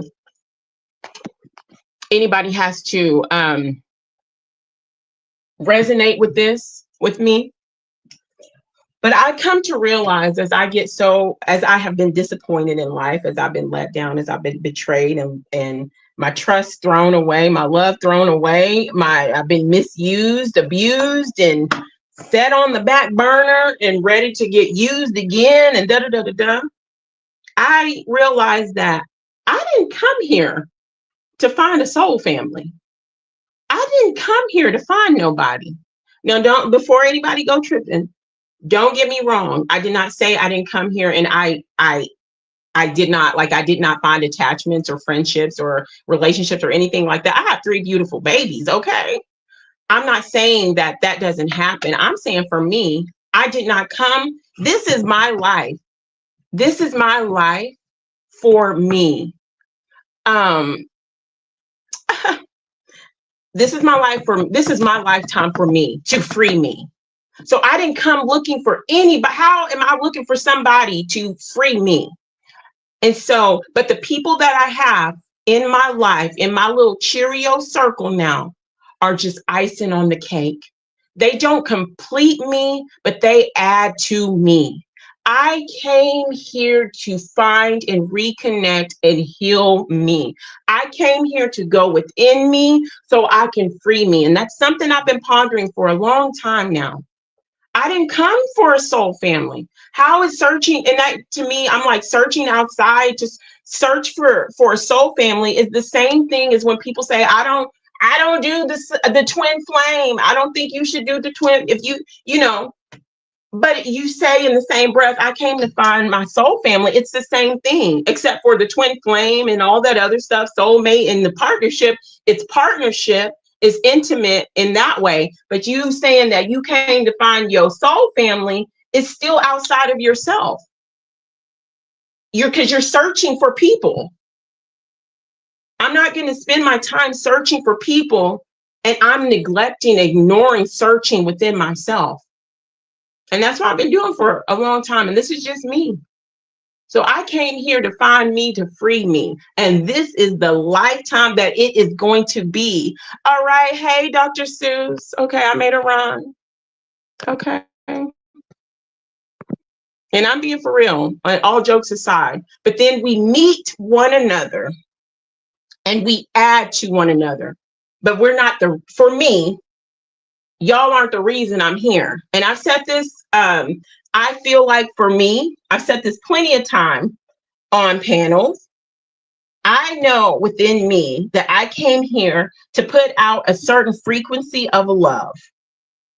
I don't give a jack brown what you feel and what you say about me and in love. And I'm not talking about the matrix manipulated, twisted, egocentric, narcissistic version of love. I'm talking about that energetic frequency that you can't manipulate. I came to put that out. I came to be a beacon, a bridge, or a canopy of love for a lot of people. I feel that within me. Nobody can tell you why you are here. I can't tell you why you are here, and you sure can't tell me why I'm here. I know that I'm here for that.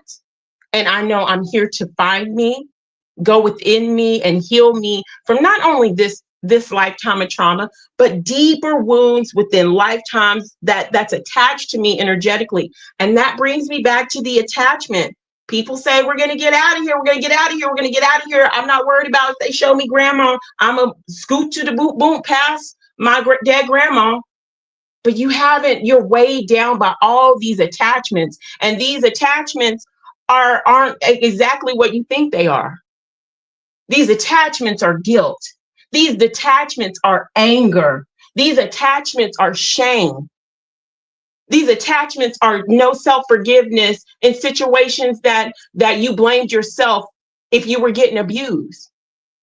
You got to let them attachments go. Or if you don't face them here, oh, trust and believe me, if you don't face them now, do you think if you're not willing to face them now, what makes you think you go get to the other side and be like, okay, it's time for me to face it now? No, this is the lifetime, people. I really feel, at least for me, this is the lifetime. If you truly want to free yourself and don't anchor yourself to this reality, to this system any longer, loopy loop. You got to stop the loops and the cycle of trauma responses. That's a loop to stop. It's not just our conversations, everybody. We got to stop the looping of trauma responses and hurting ourselves and hurting others. Okay? I laugh at pain. I've been laughing a lot. Aww. Aww.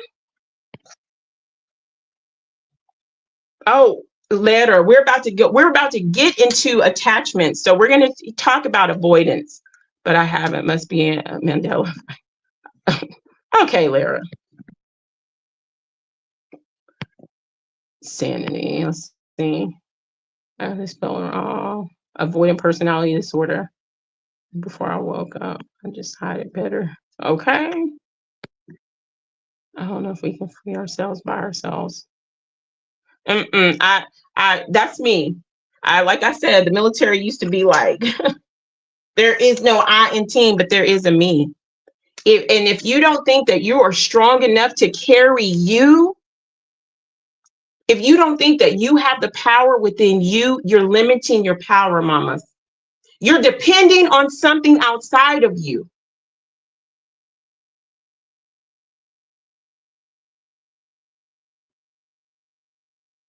I don't care how they're organizing groups. They're organizing groups and they make you question yourself. They make you question your power. And then you get, this is how I'm saying. And then you get in groups and people are like, they aren't where you are at. This is a real life example. And I put this, I don't say this to make myself look good. I put this on my life and all my babies, okay?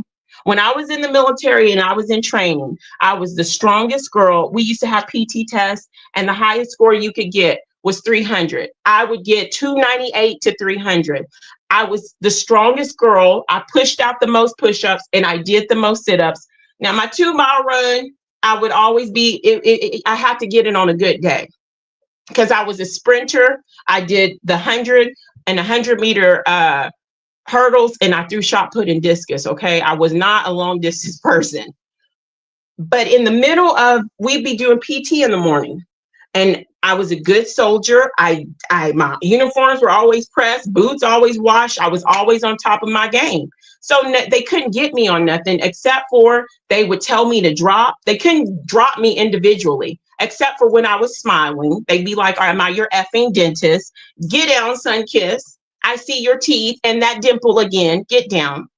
And then they would say, why can you do all these push-ups? And Gomez over here can't do 3 push-ups. I don't know, drill sergeant. Well, you better know now. Get down and push for her. So I say this to say we get in these groups and think that they are there to help us grow, which a lot of people are.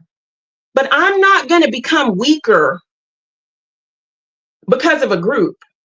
I'm not going to dim my light. And so I say that I gave that example, like by saying, should I have stopped doing more push-ups and became weaker? No, I started pushing them out. And the girls, I started getting onto the girls. During our free time, I was like, y'all get down and y'all are going to do these push-ups because I'm tired of doing push-ups for you. And what happened? I didn't slow down. I didn't become weaker. They had to step up and become stronger. And I had to do and train my strength by myself because the people around me, the girls around me, were weaker than me. So you got to be able to be your own soldier and know that you can fight by yourself. Okay? We do need the support though. And I say we are here and doing this now, but eventually the internet, we not go have like virtually the way that we have right now. So right now we're supporting each other, which I love. We're coming together during these different platforms that meet your need, but eventually it's going to go kaput. And that's where your training comes in. Can I stand alone? At least for me, that's my point of view.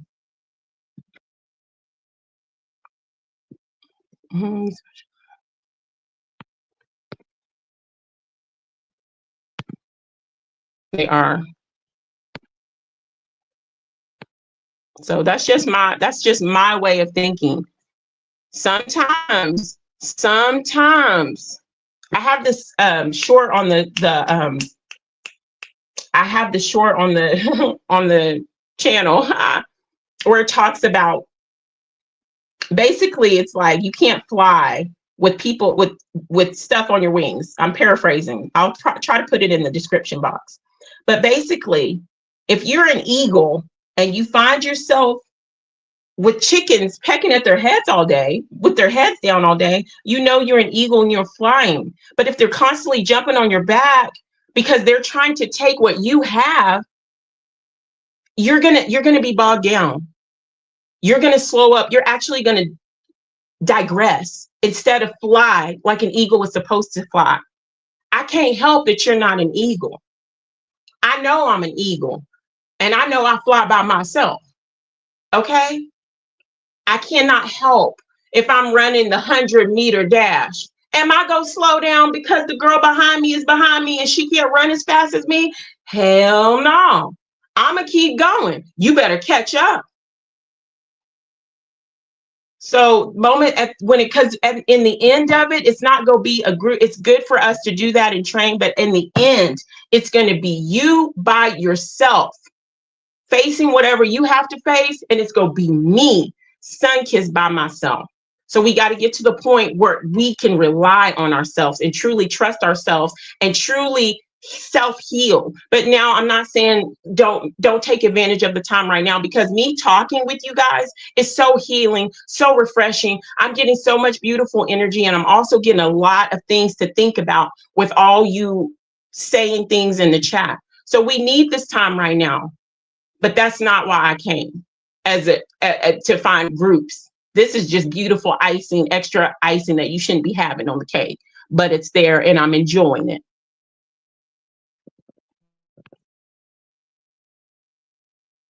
Okay.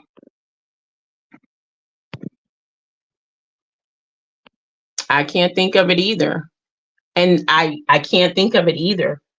But when it's all said and done, we go be by ourselves.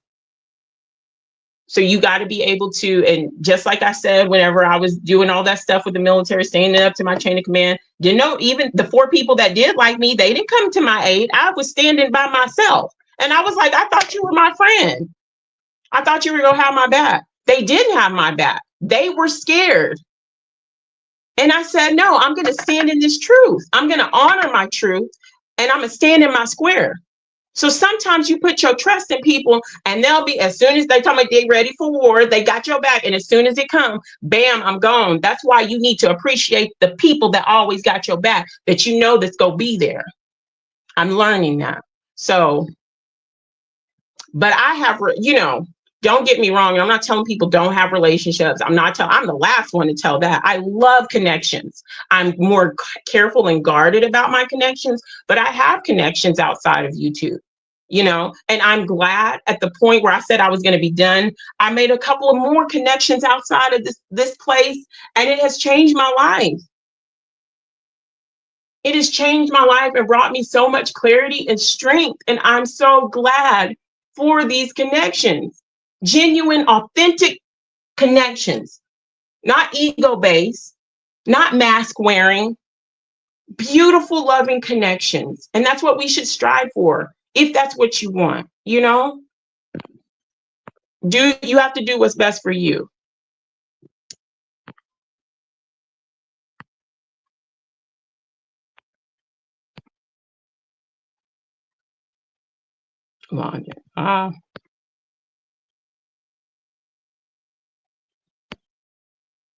Exactly.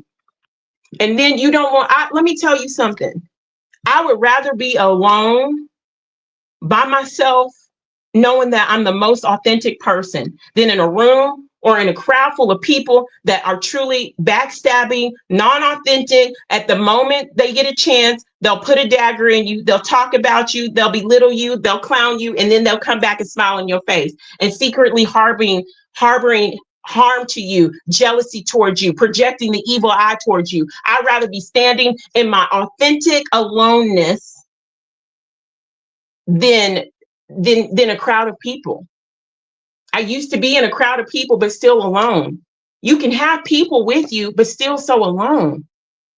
So you got to be comfortable with you.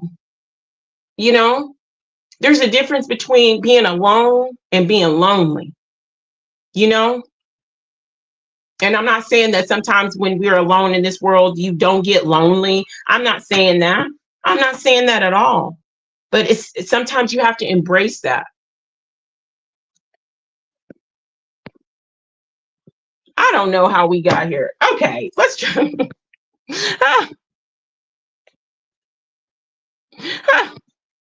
I don't even know. Oh my gosh, I'm so far behind comments, guys. Okay, let me get back on here. Oh my gosh, we're talking, but it's beautiful.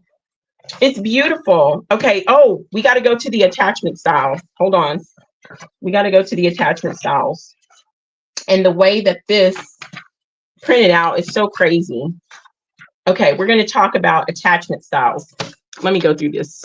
You know what? I'm not feeling rushed. I don't have to rush. you know, I don't have to rush. I have time. And I used to be, and that's another thing that I'm working on. I used to always feel so rushed. I can't keep my kids here this long because I'm grocery shopping. I'm rushing. I got to rush through when I first started. I got to rush through comments because people want to hear. I'm going to take it slow. That's something I'm learning. So we go through these comments and the conversation and let it flow naturally. And then we'll get back to this.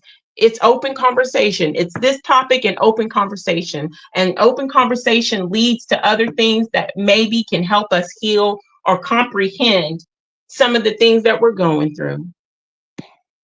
Sunkiss, your reason for being here are beautiful. You're right. No one can tell you otherwise. I can relate to that. Okay, thank you. Oh, big boom.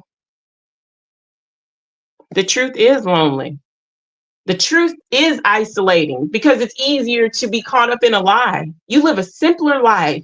What did that dude what was his name in the Matrix where he wanted to get back in the Matrix? Cypher. Ignorant is bliss. I know I do dream of being me though. Okay. I love that. We're supposed to love one another. That means we're supposed to tell each other the truth. I like that. We thought being around the life and others. Yep. I think the truth hurts in this place because it was programmed to reject it. It was programmed for it. Lies were programmed within programs in this place. So it rejects it. Have you ever loved somebody or seen somebody that has been so damaged that they don't know how, not only do they not know how to love, but they don't know how to receive it. This place don't know how to receive truth. And when you step into that truth, the people within this place don't know how to receive truth at that point in time. And you become so isolated. You become so lonely. You become alone. At least I know I did. When I became aware of so many things, it was so lonely and isolating, you know?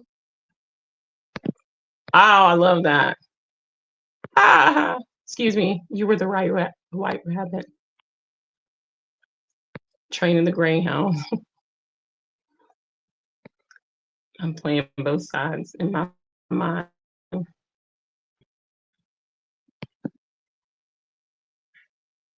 What doesn't kill you makes you stronger. So they say. For some people, it does. For some people, it tears them apart and it drives them whatever. It just depends on the person and the nature of the person. I love how Ian talks about the nature, the true nature of beings. And we are not all cut from the same cookie batch. We are just not. I truly don't believe that. And I like big ups to him. And I like how he breaks that down. I go back and listen to those segments when he talks about we're not all, what if it's in these entities' nature to be this way? What if it's in my nature to function at my home base frequency is love? That's in my nature. And a lot of people that don't understand it oppose it and say it's wrong. Maybe it's not in their nature. And you got people of different natures coming together telling each other that your nature is wrong. It might not be in people's nature. I'm gonna go back and listen to that maybe tonight. We have to choose our groups. Boot camp is not the case. I'm not but in the end, I find that's just me, Letter. I stand alone, and I can stand alone, and people won't always be there for various reasons. You know, you can't depend on people, and sometimes it might not be because they don't want to be there or whatever. Sometimes things in their life might happen, and they can't be there for you the way they normally are. So you got to be able to handle things alone. You know, it's like when you have a kid. I use this analogy a lot. Anybody that don't want me to talk about my kids, y'all can exit.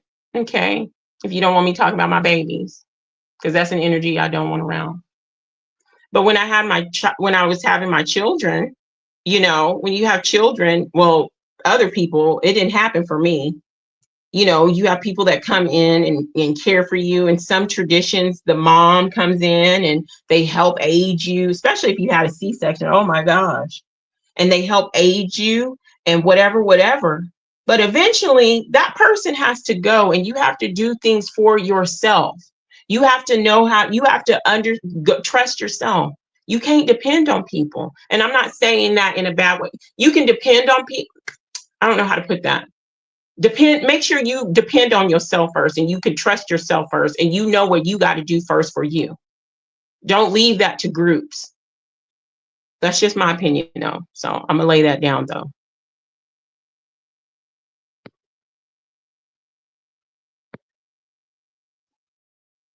Ooh, my hand is burning with that. If you tell the truth and it hurts someone, then it's not your circuit. Okay.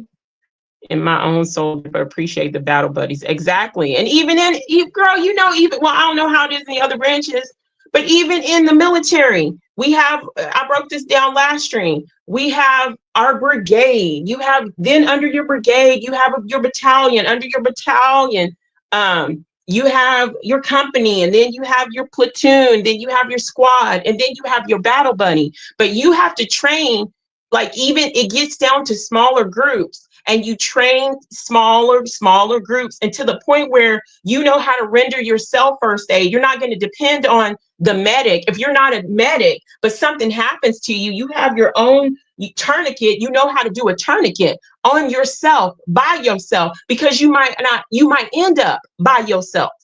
You have to be able to handle yourself. Okay.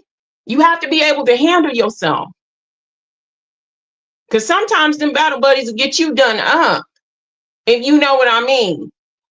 And sometimes these people up here on these YouTube streets say they ready for war, and they can't pop a pellet gun. You got to make sure you're good and able to handle your own. And like I said, everybody else joining in that's battle ready is much appreciated. What's up, little toe? Much love. Good to see ya. I hope you're doing well. Okay. I'm gonna stop right there just for a little bit. Okay. Look at me behind. Okay, let's get to the article. And then I'll try to catch up. I'm so behind. But I appreciate the conversation. I appreciate all of you guys. I appreciate the comments. And I try my best to get comments up here because everybody's comment means something. And forgive me if you come in and you say something and I miss it and you dip out. If you dip out and it charge it to my mind, not my heart. Okay. I want to make sure everybody gets a hey and a thank you. But them secret haters out there, them secret people that is wearing the mask and projecting, I will not allow anyone's negative energy, ill will, and projection of anger, hate, and jealousy to take root on this platform and with my energy essence. If you harbor these hidden things, ugly thoughts, or carry entities that you're holding within yourself against me or people on this platform, I reject them for myself and the platform. And I send it directly back where it came from, back to you, your being in all of your situations. Don't play with me, my intuition, and my power or my strength. Just have to put that out there periodically. Attachment styles and how they affect adult relationships. Here we go, Lyra. And then this is what Lush was talking about. With attachment styles, having relationship problems. And when we say relationships, we're not just talking about partnerships. We're not just talking about your man. We're not just talking about your woman, your girl, your husband, your wife. We're talking about different relationships. You can put that in different relationships, but if you want to focus on just your relationship, do it. Okay. Having relationship problems, they can be caused by the attachment style you developed as an infant. By understanding insecure attachment styles, such as anxious attachment or avoidant attachment, you can build stronger and healthier connections. Excuse me, hold on. And we're going to read this article. It's by Lawrence Robinson. I think I got this on WebMD. I forgot. I didn't put where I got it from. Okay, what are attachment styles? Attachment styles or types reflect how you behave in a romantic relationship. Oh, I guess we are talking about romantic relationships. I was lying, y'all, but it's you can put it as is too. In romantic relationships, and are based on the emotional connection you formed as an infant with your primary caregiver, often your mother. Here we go, mamas. We got to do better by our babies, because we play a pivotal role early on with how our children develop within us and as they grow. Okay. According to attachment theory, pioneered by British psychiatrist John Bowlby and American psychologist Mary Ainsworth, the quality of the bonding you experience during the first relationship often determines how well you relate to other people and respond to intimacy throughout life. This is interesting to know. Am I going to agree with 100% of it? No, but it's interesting to put out there and maybe give people direction of why they act the way they act in certain situations. If your primary caretaker made you feel safe and understood as an infant, if they were able to respond to your cries and accurately interpret your changing physical and emotional needs, then you likely developed a successful, secure attachment. As an adult, that usually translates to being self-confident, trusting, and hopeful, with an ability to healthy manage conflict, respond to intimacy, and navigate the ups and downs of the romantic relationships or relationships. And if you experience confusion, frightening, or inconsistent emotional communication, if your caregiver was unable to consistently comfort you or respond to your needs, you're more likely to have experienced an unsuccessful or insecure attachment. I don't feel like it's just maybe this happens during infancy or childhood. Maybe this happens. I feel like maybe other things can play into this, but this is the study anyway. Often, infants with insecure attachment often grow into adults who have difficulty understanding their own emotions and the feelings of others, limiting their ability to build or maintain stable relationships. As an adult with an insecure attachment style, you may find it difficult to connect to others, shy away from intimacy, or be too clingy, fearful, or anxious in a relationship. In other words, you have an insecure attachment style. Of course, experiences that occur between infancy and adulthood can impact, they're saying what I just said, can impact and shape your relationships. However, the infant brain is so profoundly influenced by the attachment bond. That's so true, because I don't know if you guys who have children who has seen somebody give birth, one of the first things that they do, and people who don't want to hear this, you can tune out. But the first thing they do, whether you have it naturally or you have a C-section, as soon as they take the baby out, they bring the baby to mama. They want you to have that attachment. They want that attachment immediately. I don't know how they did it back in the day.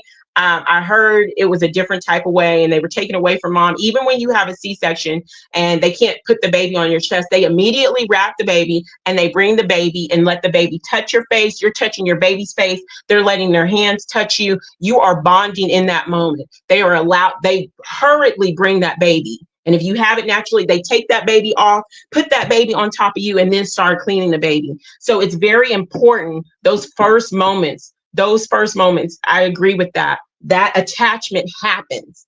And it's not something we learn. It's not something we learn in the Bible. It's not something we learn from religions. That attachment, that love, that knowing is built within us. Okay, so here we go.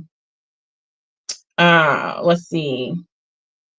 Okay, there we go. Understanding your attachment style can offer vital clues as to why you may be having problems in your adult relationships. Do you behave in puzzling or self-destructive ways when you're in a close relationship? Do you repeatedly make the same mistakes over and over again in a romantic relationship? Do you struggle to form meaningful connections in the first place, dating the wrong people over and over again? And some people might be like, what does that have to do with trust issues? Because these attachment issues develop and become part of people, putting people at risk at trust issues later on in life by their attachment issues and how they develop at the start of their life. So it all goes together. Let's see. Let's see. I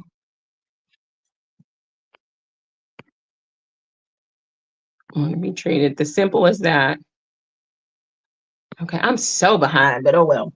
Whatever relationship problems you're experiencing, it's important to know that your brain remains capable of change throughout life by identifying your specific attachment style. And that's why we're here. That's why we're learning. That's why we're healing. People want to go out there and don't know what's wrong with them. Why do I trauma respond this way? Why do I respond this way? And don't know the first step. This is good learning, I feel. You learn to challenge your insecurities, develop a more securely attached way of relating to others, and build stronger, healthier, and more fulfilling relationships. How attachment styles influence adult relationships.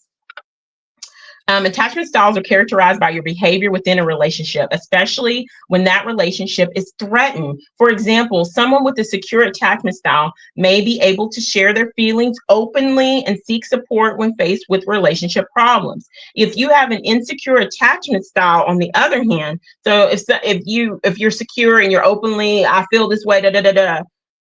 But if you have the opposite of that, on the other hand, you may tend to become needy or clingy in your closest relationship, behave in selfish or manipulative ways when feeling vulnerable, or simply shy away from intimacy altogether. Understanding how your attachment style shapes and influences your intimate relationships can help you make sense of your own behavior, yada, yada, yada. While attachment styles are largely shaped by infant primary care connections, especially during the first year, it's important to note that the strength of attachment is not based solely on the level of parental love. I'm glad they said that. Or quality of care an infant receives. Rather, attachment is founded on the nonverbal emotion communication between caregiver and infant, and later on in life. Let's see. An infant communicates their feelings, nonverbal crying, and whatever. And it goes on to talk about how that parent that parent bonding. Now we're going to talk about the 4 attachment styles. Beyond categorizing attachment as secure or insecure, there are 3 subsets of insecure attachments, which give us the 4 main attachment styles. We already talked about the 1, secure attachments. Those are people who are able to communicate their emotions, their feelings, their da da da da da. Then we have number 2, anxious attachment style. And then we have number 3. This is what Luce talked about. And then I think it was Divine that said you were anxious. This is what Luce talked about. Avoidant, dismissive attachment style. And then you have number 4, disorganized attachment style. Okay, secure attachment style. Empathic and able to set appropriate boundaries. People with secure attachment styles tend to feel safe, stable, and more satisfied in their close relationships. While they don't fear being on their own, they usually thrive in close, meaningful relationships. I feel that. Secure attachment style and adult relationship. Having a secure attachment style doesn't mean you're perfect, okay? Or you don't experience relationship problems, but you likely feel secure enough to take responsibility for your own mistakes and failings, and are willing to seek help to support when you need it. You appreciate your own self-worth, and are able to be yourself in intimate relationships, and you're comfortable expressing your feelings and hopes and needs. And so something happens, and it's not just infancy. Just because you're secure, something can happen. You might be secure 1 year, and then something happens where somebody makes you question your self-worth and whatever, and you change attachment styles. And so, and just because you're one, or if you find yourself relating to one attachment style, that doesn't make you a bad person. That doesn't make you a good person. It just makes you a person that has been hurt, wounded, or neglected in a way. And now it can give you a direction if you're truly serious about healing and truly serious about how your trauma responses to situations and intimacy and people and things and trust issues. It gives you a direction.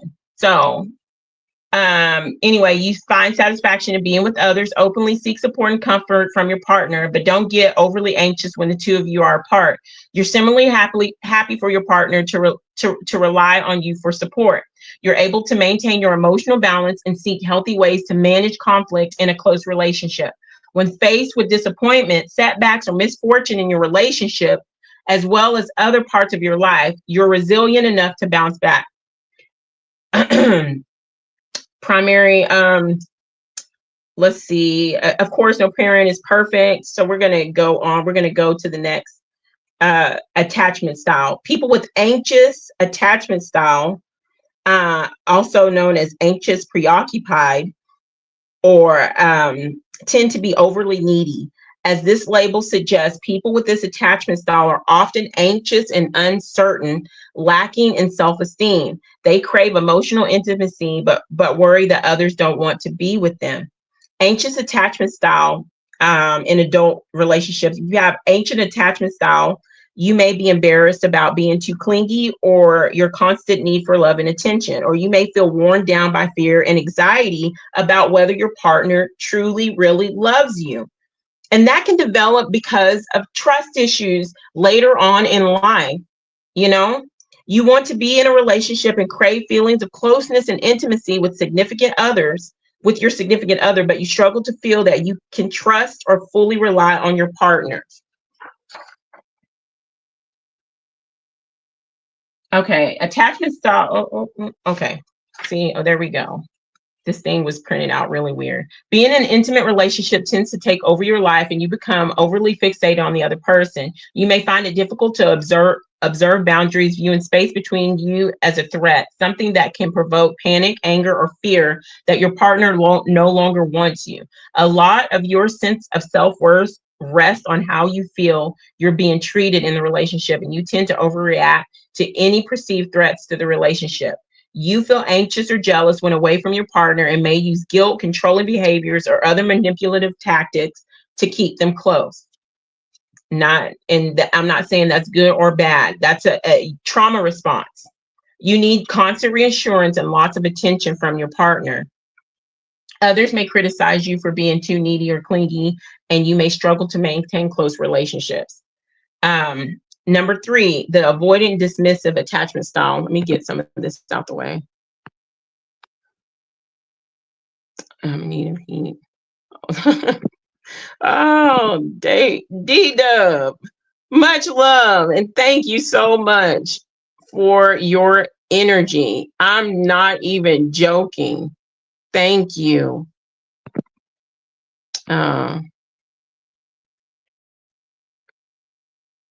Oh, thank you, Divine. Oh, so yeah, 90s. How 90s? How 90s? And that's when it was created. Oh my gosh. What's up? What's up, Heather? I'm going out in a few months. It's like, oh, you're talking about the weather. Oh, good. Being authentic in this false matrix almost requires aloneness. May be different outside. Exactly. You want to be, I'd rather be alone. I'd rather be alone than with fake people. I would rather be alone than with fake people. I'm going to say it again. I would rather be alone than with fake people. Okay. Okay, let's see. There we go. You taught me how to trust and be the best being I can be. Boom, boom, boom, boom. I have to agree with that. Love. Yes. And it taught me a different level of love that I didn't even know I had within myself. So, oh, much love, Copa Zero. Be careful while you're driving. Okay, everybody saying hi. Is the propaganda department.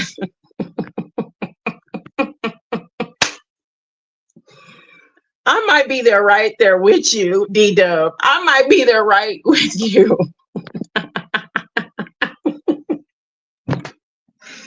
Oh, man, thank you for your humor. Sorry, guys, I have to get a drink. Okay, guys, we're going to keep going. We're at avoidant, dismissive attachment styles. Adults with an avoidant, dismissive, insecure attachment style are the opposite of those who are anxious, preoccupied. Instead of craving intimacy, they're so wary of closeness, they try to avoid emotional connection with others. That's something that Alush was talking about earlier. Um, and I'm getting as I'm reading this, I'm getting an understanding of this because I hadn't read through all of this article. You value your independence and freedom to the point where you can feel uncomfortable with um, or even stifled by intimacy and closeness in a romantic relationship. You're an independent person, content to care for yourself and don't feel you need others. The more someone tries to get close to you or the needier a partner becomes, the more you tend to withdraw. You're uncomfortable with your emotions, and partners often accuse you of being distant and closed off, rigid and intolerant. In return, you accuse them of being too needy. You're prone to minimize or disregard your partner's feelings, keep secrets from them, which is really sad because then that creates trust issues in that partner. That's what I'm talking about. We got to figure this stuff out so we can heal ourselves. So not only heal ourselves, stop hurting other people in the process of you needing healing. You dig me? Okay. I like that. Okay. The evil eye, I got my bracelet on and I send it and I hope it burns real deep in the soul. Okay. What's up, Lonnie? Good to see you. Did you get my comment? I left you with the long comment you left me. It was right as I was getting started and ready for the live. And I told you to email me. I would like for you to email me, okay? I don't want you to feel like you're alone. I don't want you to feel bad because people don't understand you because they're of their own lack of understanding themselves. And I'm glad that you are here. We are glad you are here. Okay, boom to the boom, boom. And if anybody got something to say up in here about him, you go get booted too, because I don't play that. I don't care if that leaves me and my talking to myself. Okay. Okay. Not to play. Okay, so here we go. Everybody saying hi. I'm gonna get everybody saying hi. Okay, let's get back to this. Let's see. You're an independent, content to. Okay, did I say that? Okay, already said that. You see what happens? You prefer fleeting casual relationships. Oh wait, no, here we go. Keep secrets from them, engage in affairs, and even in relationships in order to regain your sense of freedom. You may prefer fleeting casual relationships to long-term intimate ones, or you seek out partners who are equally independent, ones who keep their distance emotionally. So emotionally detached, my goodness. That's opposite of me. Like I'm trying to grasp as I'm reading, trying to grasp this. While you may think you don't need close relationships or intimacy, the truth is we all do. Humans are hardwired for connection deep down, even some with an avoidant, dismissive attachment. Wants close, meaningful relationships if only they can overcome their deep-seated fears of intimacy. Okay. Primary care relationship, an avoided dismissive style often stems from a parent who is usually unavailable or rejecting during infancy. Since your needs weren't regularly met, this built a foundation of avoiding intimacy or craving independence in your life. That's because that's all you had to do. That's how you dealt with things. Number 4, disorganized attachment style. Disorganized attachment style, also referred to as a fearful avoidant style, stems from an intense fear, often as a result of childhood trauma. Here we go. And people wonder, why do I react this way? Why am I responding this way? Because of childhood trauma, because of things that lay dormant within us that don't get tended to while we're outside seeking everything outside of ourselves. Okay? Let's see. Intense fear, often childhood trauma, neglect, or abuse. Adults with this style of insecure attachments tend to feel they don't deserve love or closeness in a relationship. This makes me want to cry. Oh my gosh. Oh my gosh, this makes me want to cry. Disorganized attachment style in an adult relationship. If you have a disorganized attachment style, you've likely never learned to self-soothe your emotions. Um, so both relationships and the world around you can feel frightening and unsafe. If you experienced abuse as a child, you may try to replicate the same abuse patterns of behavior as an adult. You probably find intimate relationships confusing and unsettling, often swinging between emotional extremes of love and hate for a partner. You may be insensitive towards your partner, selfish, controlling, untrusting, which can lead to explosive or even abusive behaviors. Man, and then by you not healing that and understanding that, you're causing trauma and pain and wounds for your partner. Now your partner has to deal with that. And you can be just as hard on yourself as you are on others. You may exhibit antisocial or negative behavior patterns, abuse alcohol or drugs, or prone to aggression or violence.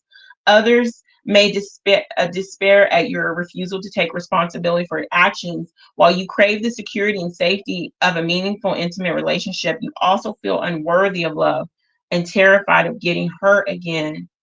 Your childhood may have been shaped by abuse, neglect, or trauma. If your primary caregiver was dealing with unresolved trauma themselves, it can lead to the intense fear associated with disorganized attachment style. Okay. Okay, let's see.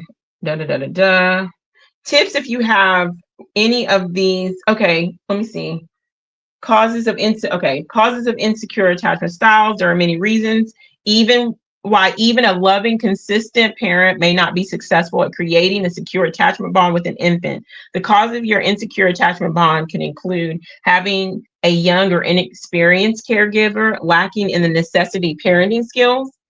Your caregiver experienced depression caused by isolation, lack of social support. And then we talked about depression, women having postpartum depression or depression while pregnant, and people play it off and then they feel so bad and they don't tell nobody and it's eating them up inside.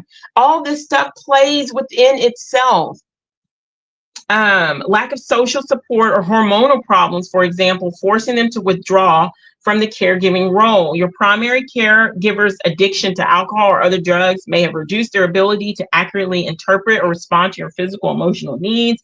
Traumatic experiences such as serious illnesses, accidents, physical neglect such as poor nutrition, insufficient exercise, neglect of medical issues, emotional neglect or abuse. For example, if your caregiver paid little attention to you as a child, may scant effort to understand your feelings or engaged in you in verbal abuse, physical or sexual abuse, whether physical injury or violation, separation from your primary care provider due to maybe they were ill, maybe there was death, divorce, or adoption, inconsistency in the primary caregiver. You experience a session of nannies or staff or daycare centers, for example, frequent moves or placements. You constantly change environments due to spending your early years in orphanages or moving between homes. Okay, here's tips if you have this type of attachment style. If you recognize an avoidant, dismissive, disorganized, or anxious attachment style in either yourself or your romantic partner, it's important to know that you don't have to resign yourselves to enduring the same attitudes, expectations, or patterns of behavior throughout life. It is possible to change, and you can develop a more secure attachment style as an adult. That's what I'm saying. You can go from the secure attachment style and something can happen to break and diminish your trust, and then you can become a disorganized, avoidant, that attachment style, or you can be an avoidant, dismissive, disorganized attachment style and heal yourself, do that process, and come back and become have a secure attachment style. Therapy can be involved, whether it's working one-on-one, online, So one of the most important lessons gleaned from the attachment theory is that adult relationships, just like the first relationship you have with your primary care provider, depends depend for their success on nonverbal forms of communication. Even though you may not be aware of it, when you interact with others, you continuously give and receive wordless signals via the gestures you make, your posture, how much eye contact, yada, yada, yada. Anyway, we're not going to get into that. We're not going to get into that. Let's see. Tip number 3, develop relationships with people who are securely attached. So it's a good idea. If you have one of those detachments, the avoidant, the disorganized, it's kind of a good idea to attach yourself to somebody who is more secure. Being in a relationship with another person who also has an insecure attachment style can make for a union that's out of sync at best, rocky confusion. So if you get somebody that's matching that frequency with that same attachment style, it might end up bad. While you can work through your insecurities together as a couple, if you're single, it can help to look for a partner with a secure attachment style to help shift you away from the negative patterns of thinking and behaving. A strong supportive relationship with someone who makes you feel loved can play an important part in building your sense of security. Estimates vary, but research suggests that 50 to 60% of people have a secure attachment style. So there's a good chance of finding a good romantic partner who can help you overcome your insecurities. Similarly, developing strong friendships with these individuals can also help. So also find people in your friendships that have a strong, secure. If you have one of the other ones, let's see. Number 4, resolve any childhood trauma, which is what we're talking about. As discussed above, experiencing trauma as an infant or a young child can interrupt the attachment and bonding process. Childhood trauma can result from anything that impacts your sense of safety, such as an unsafe, unstable home environment, separation from your primary care provider, serious illness, neglect, or abuse. When childhood trauma is not resolved, feelings of insecurity, fear, and helplessness can continue into adulthood. Even if your trauma happened many years ago, there are steps you can take to overcome this pain, regain your emotional balance, and learn to trust and connect in relationships again. So that goes hand in hand, at least in my opinion, with talking about trust issues. And it goes a little deeper with figuring out why some people have the trust issues that they have. Okay. Okay, so here we go. We're about to get into some quotes. Give me just a second because I need to get this back organized because it printed out so crazy. 14, 20. Okay, 3, 4, 12. Give me just a moment, guys. 17, 34.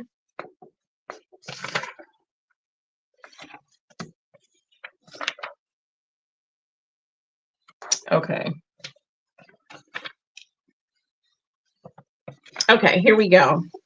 We have some y'all know when we get to the quotes, when we get to the quotes, it is almost time to quit. So I got some quotes on trusting, on why you have trust issues, on not wanting to continue in trust issues, all that other good stuff.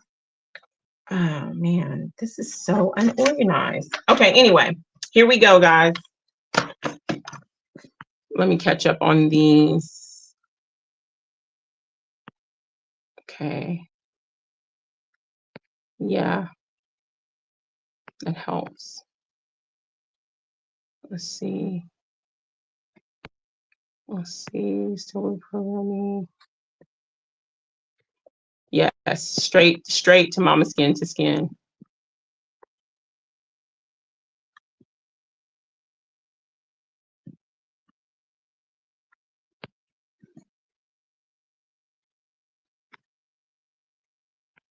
Let's see.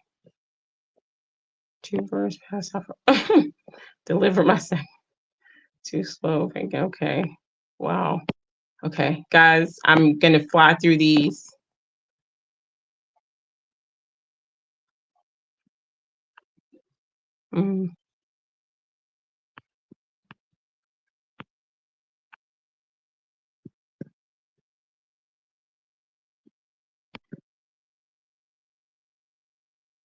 Now, Later, I love you mamas, you know I do. But just because somebody has a commonality in sharing about Mandela effect, I have seen too many times people on these platforms have a commonality and shared interest, and they have been the worst backstabbers. Okay, you can't just say because we haven't shared. That's like even when we talked about people in religion, they say, "Oh, you're a Pentecostal, so you're okay, even though you're a sicko, but you still hold the same views as me, so I trust you." I don't trust you just because we sit on a panel and we talk about the things we talk about, especially if I read your energy. That's not how it works. You, at least for me, if you got to make sure you're just not uniting with people just because y'all share the same interests.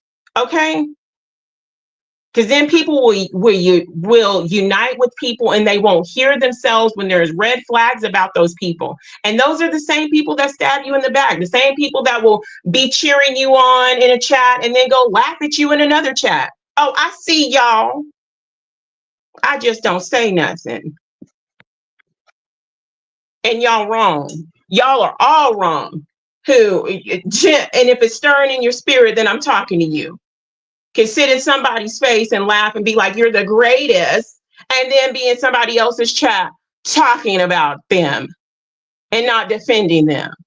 I see you. And if you don't like me saying it, you can step off. And if you're wearing a mask around me, you can step off. I'm not on here for numbers. I'm not on here to have people like me. I'm on here so we can heal. And I'm about being real. And I don't like motherfuckers wearing masks around me.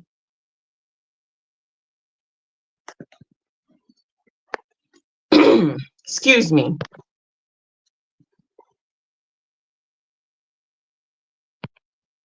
Can you?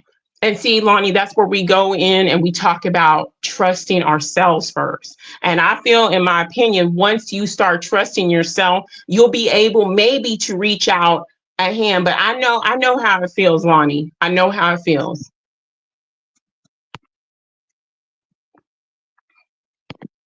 That's right.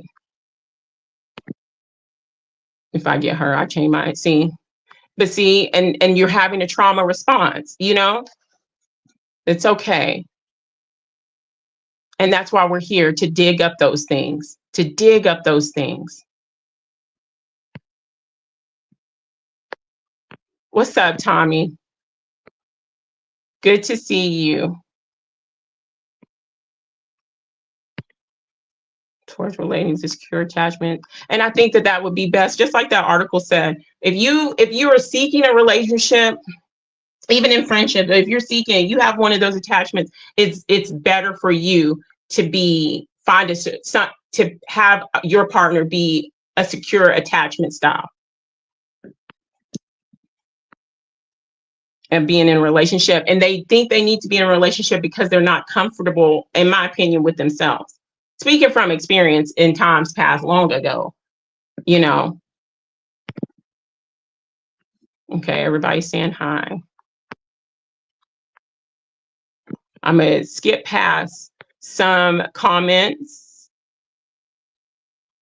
Exactly, spectrum. But there are some people who are extreme, you know. Thank you for pointing that out. Don't we get our better half? Let's see. I am my own better half. And I put, you know what? I put that, Lisa, I'm so glad you said that, because I put something when I put that thing about not trusting people, and I put, it was so long, but I said, you know, when I said all the walks, the flowers, Farah, you inspired me, the flowers, the intimate time. And then there's this thing called your love language in your relationships. My love language is quality time. And that goes for every relationship that I have, whether it's friends, whether it's a partner, whether it's my children, whether it's my dad. I need that quality time. And quality time can be 5 or 10 minutes of us just talking and communicating, or even sitting in silence together, that comfortable silence when you have that person. And so that can be something else too. But I put in there, I was like, all those things the quality time, this and that, those things that I was looking for in a partner, looking for in friendships. I am that. I am the one I was looking for. Me trying to be somebody's ride or die. I'm my own damn ride or die. I have to be my own ride or die first. You know, I'm glad you said that. And everybody else that comes along in those relationships are just icing on the cake, and we still appreciate them. So I'm just going to keep going.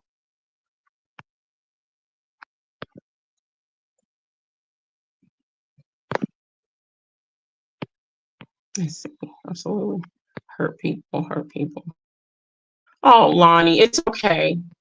I was crying earlier too, and it's okay. Crying is just that relief, and crying is cleansing yourself, and crying is understanding that you need help. I think that's the big thing to do. That's the woman thing to do. That's the masculine thing to do, the feminine thing to do. People were like, oh, you crying. No, he's crying because he's had hurt. She's crying because she's hurt. And now the tears are being released because she realizes, or he realizes, he's hurt and in pain. And he or she, they're ready to deal with the pain. The biggest joke is people that make fun of people who are crying, who are trying to deal with their own healing.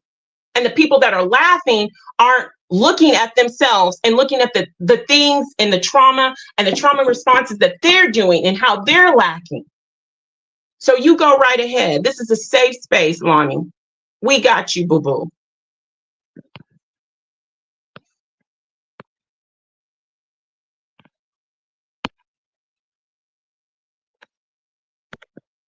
Well, even Tommy, even like that, it's like your body self-healing.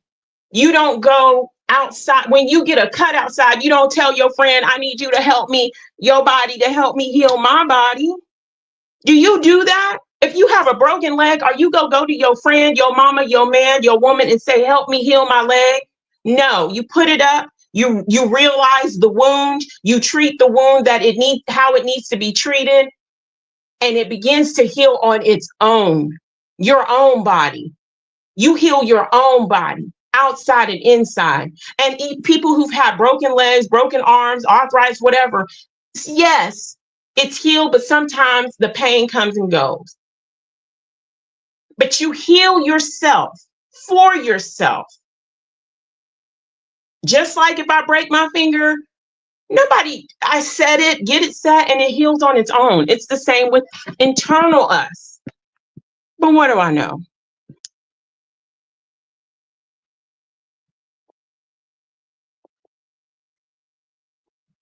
What if we are all of these?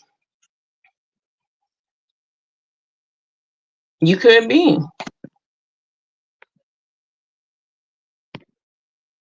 No, I sent you not the voice thing in the email. I sent you I thought you were so heavy on my mind. I think it was early this morning or last night.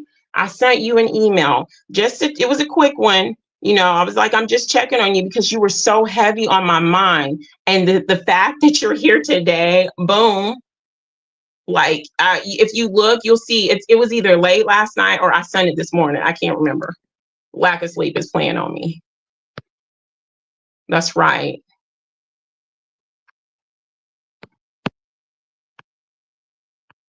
Let's see. Okay, guys.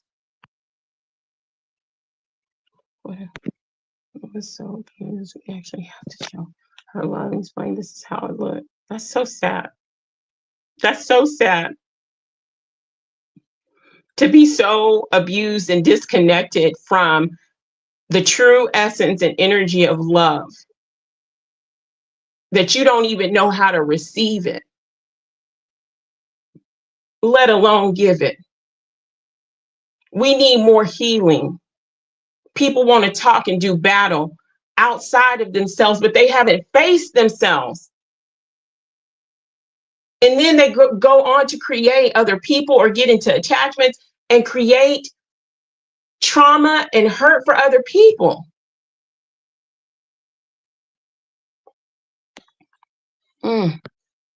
But that's just me. That's just my opinion. Talk. It's so it flows early. Yeah. My y'all is so lonely. Often. Oh, Oh, Lonnie, Lonnie, Lonnie.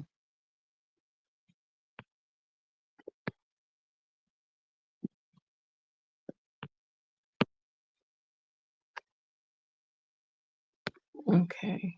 Okay. Thank you guys for being here. And I don't often ask this, but if it's moving you in a way, those that are here and those that are listening right now, hit the like button. If not, if it's not moving you or whatever, don't do it. I feel real strong about making sure you're resonating with and subscribe to people that truly match your frequency, or somebody that you really want to be energetically connected with, because energy transfer is real. And you subscribing to people or liking to people, and y'all aren't there, you're opening yourself up, welcoming that person's energy to you. So let's see. Okay. Let it spill over. Yes. That's why we are here. We must not give up on ourselves. That's right. That's right.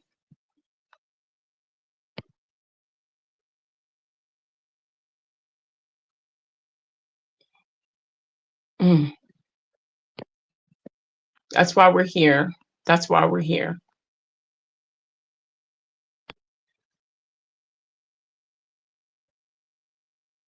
Your energy does. I don't feel that the energy is weird. I feel, are you talking about in here or all around us, D-Dub?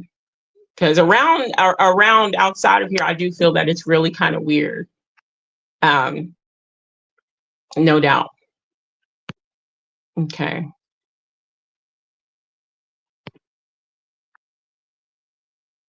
Mm. And we will take moments for this. If it bothers you that we're taking time to comfort someone, because that's what we're here for, then it's cool. If you bounce out, I won't be offended. But people need to know that they're supported authentically, not just by words, you know. And the best thing that we can do, since we are on here virtually, is, I think, yes, our words, but we're taking time and stopping the flow of the conversation to show somebody here love and support and comfort. And that's something big that we can do right now, you know. And this is part of the topic of discussion, because we're talking about healing, and part of healing is having people, if you have people along your journey that you can just kind of be like, with, that helps the healing process. And that's what I'm all about. I don't give a jack brown about numbers. I don't give a jack brown about subscribers. I don't give a jack brown about people that like me or not. We are here. I'm here not to be liked, but to make a difference and to change and to heal and talk about my healing experiences with you guys, and you guys talk. Yes, indeed. If you think that's weak, if you say this is weak, you're the weakest person I ever met in my life. And I'm pretty sure my 4-year-old could mollywop you. If you think it's weak healing, then you need to tune out and check yourself. Break spells and yeah, you need to email me, Lonnie, okay? Email me is what I can say, okay? It does help to be united with the intention, but you got to make sure that you're not just united with people just because y'all have similar interests of getting out of here. Because there are people who want to get out of here that have so many different things attached to them, and you united with this person because we have the same view, and you are opening yourself up for people to attach their attachments to you. If you think it's too much, you cannot be careful with your energy. Just like I wouldn't just throw myself into my physical body into a moving semi truck. It's the same way. I'm not going to throw myself into an energy wave that's going to harm me, you know, just because we share the same views or we've been on panel. with one another, especially if I feel and see something different in you otherwise. So, D-Dub, I'm telling you the truth. I'm so glad you are here. You put like a different, beautiful energy here. You're, you know, in the smiles. I miss my boy Malcolm, though. I miss him and his laughter. I hope you're doing well, Malcolm. If you're listening to this after, much love to you. I thought about you the other day too. But yeah, I love the energy that you're bringing. I really do. Much love, little toe. Thank you. That passion and realness done made me a misfit among the misfits, but hey, I just don't fit. I'm not trying to. Need to come. There we go. I'm gonna go up. When I get out, we are gonna be great. Okay. Show you fire. Okay. Okay. We're gonna scooch bajuchi. Look at that. Oh my gosh, I just love it. Lonnie, this is another difference. Vibrating high. We talking about healing. We talking about digging to the core of all our pain and our trauma attachments, our trauma responses. We're not supposed to, yeah, there's some things in here we're laughing at, but we're not supposed to be like, okay, I'm vibrating high. You're trying to heal. Healing is painful. Facing yourself, facing your regrets, facing your shame, facing your abuse is not easy. And it's not something to be taken lightly or as a joke. It's a heavy topic. You're going to cry. I cried. Other people are probably crying. It's not saying nothing or want to cry. So you good. You good. I don't, that whole, oh, we got to be namaste. You know, I don't flow with that. We don't do that all the time. You got to acknowledge these energies. Okay. Go through some more.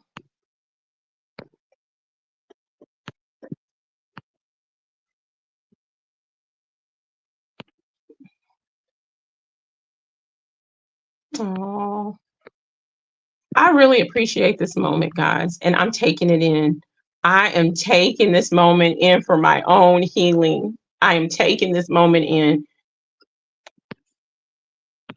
Thank you guys for this. Thank you guys for this energy. This is power. This is how we take our power back. In my opinion, we take our power back by healing ourselves and saying that you can no longer use this on this side of the matrix against me. I told y'all the last time, standing in front of your abuser saying, get the hell out, I ain't taking no more, it ignites so much power. This is the start of you tapping back into your power. Until you face anything you're talking about power is false, in my opinion. So you good?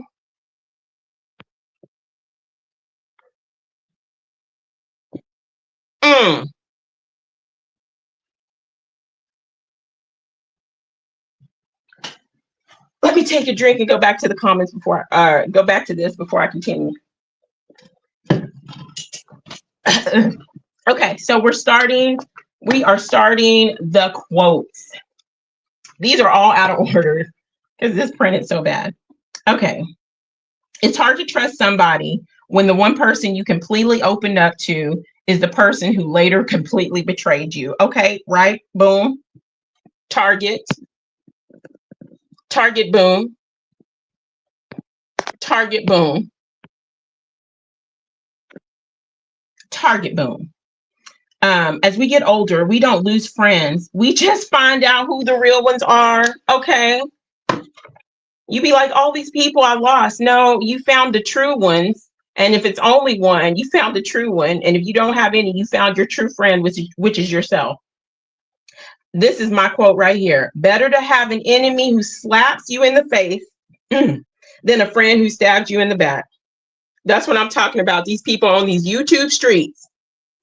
That happened to me in my real life, but these people on these YouTube streets are a mess.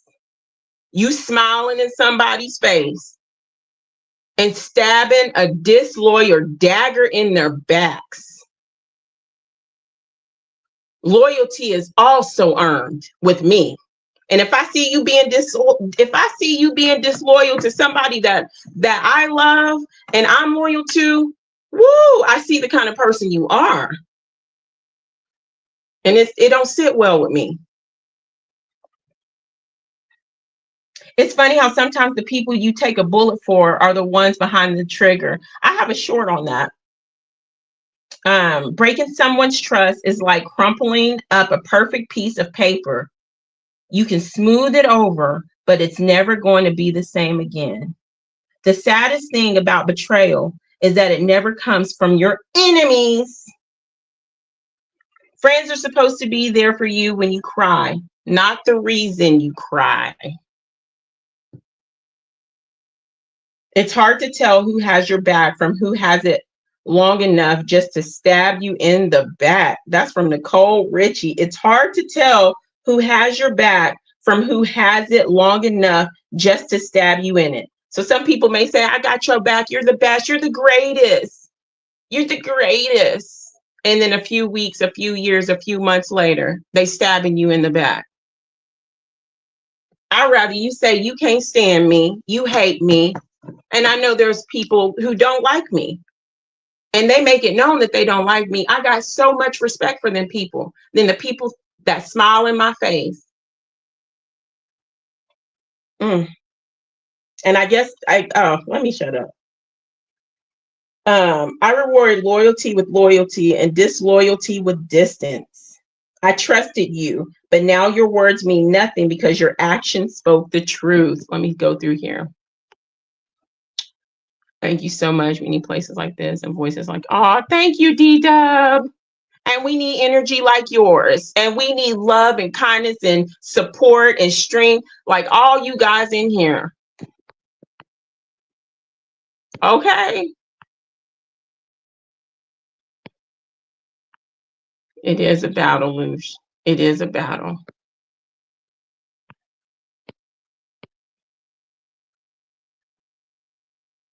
Okay.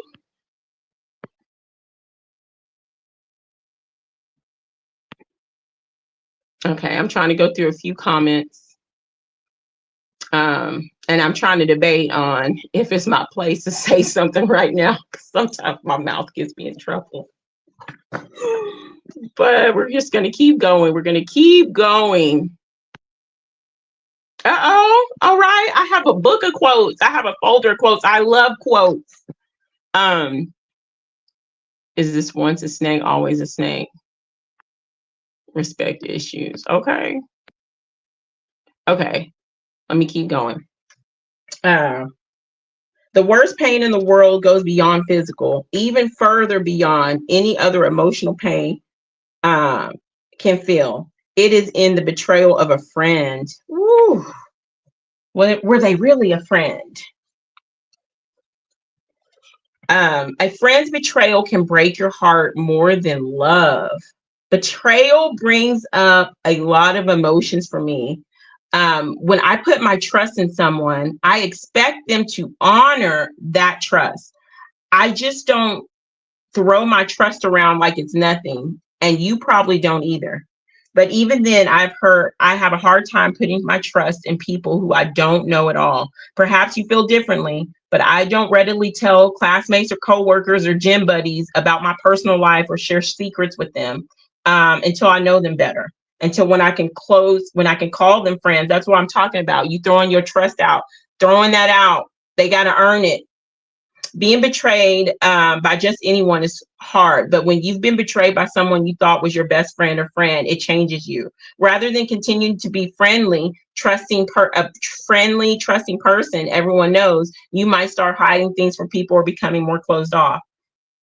Okay, so this is a person that is talking about getting into on losing trust with a friend. Let's see. Some people aren't loyal to you. They are loyal to their need of you. Once their needs change, so does their loyalty. I'm gonna say that again for the people in the back. Some people aren't loyal to you. They are loyal to their need of you. Once their needs change, so does their loyalty. I've been there and done that with so many people. And that's why I peak game.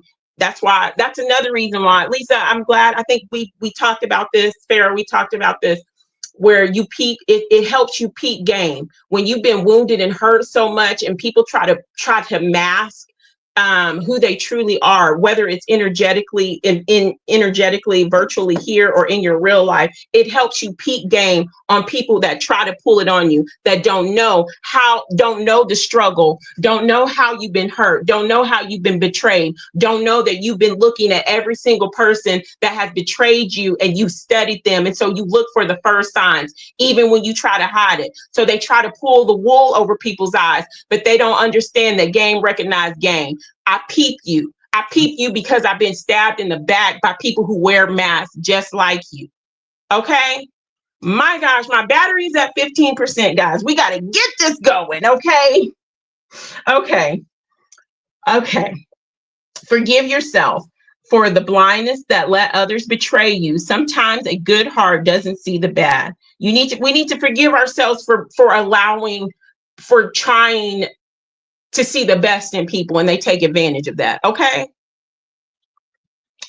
Swimming across oceans. Stop swimming across oceans for people who won't jump over a puddle for you. An honest enemy is always better than a friend who lies. Pay attention to what people say, and more attention to what they do. Their actions will show you their truth. Okay. Beware the person who stabs you and then tells the world they're the ones bleeding. I didn't lose a friend. I just realized I never had one. Okay. I didn't lose a friend. I just realized I didn't have one. So we're going to get through these because I got 15. Oh my gosh.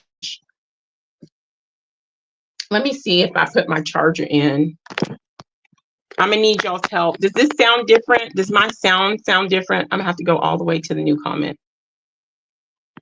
Does it sound different with this charger plugged in? Let me know how I'm sounding, guys.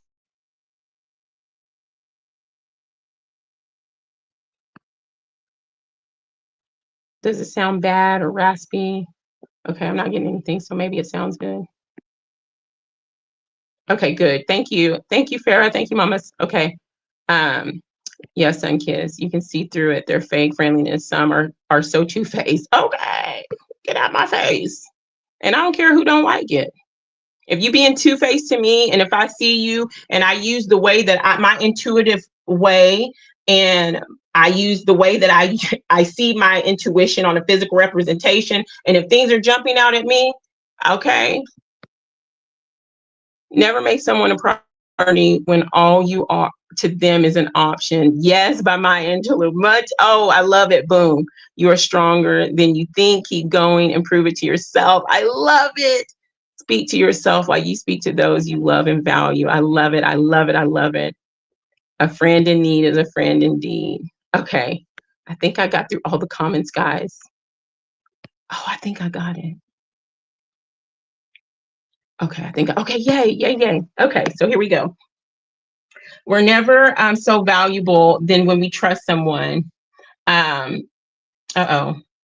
Everyone suffers at least one bad betrayal in their life. It's what unites us. The trick is not to let it destroy your trust in others when that happens. Don't let them take that from you. I agree with that too. And it doesn't mean I don't trust. I don't just throw my trust out there blindly. You know what I'm saying? I don't just throw my trust out there blindly. And it would behoove everybody if they didn't throw their trust out there blindly.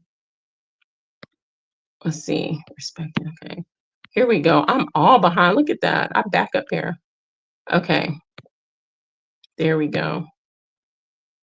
Okay. Your relationship with yourself will set the tone for every day outside relationship you have. Take care of you. Love you first. Exactly. Thank you guys for letting me know that y'all can hear me. Um, I'm not upset that you lied to me. I'm upset that from now on, I can't believe you. If you have 3 people in your life that you can trust, you can consider yourself the luckiest person in the world. That's from Selena Gomez. Loving someone is giving them the power to break your heart, but trusting them not to. Oh my gosh, that's such a powerful statement.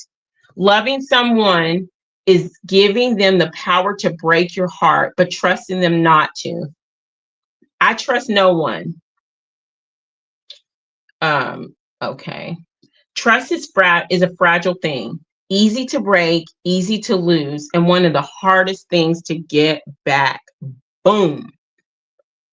Have enough courage to trust love one more time and always one more time. Maya Angelou. And I think when we've been hurt and wounded so much for so long, we just gauge differently. We're not so quick to do it. We have an awareness. You want to believe that there's one relationship in life that's beyond betrayal, a relationship that's beyond that kind of hurt. Oh, this person said there isn't. That's sad. I believe that there is. Trust is not simply a matter of truthfulness or even consistency. It is also a matter of goodwill. We trust those who have our best interests at heart and mistrust those who seem deaf to our concerns. You don't repair that relationship by sitting down and talking about trust or making promises. Actually, what rebuilds it is living in it and doing things differently. I trust you. That's huge. That's trust. That's real love. Everyone uses I love you so loosely, but saying I trust you is something else. If offering apologies, let's see.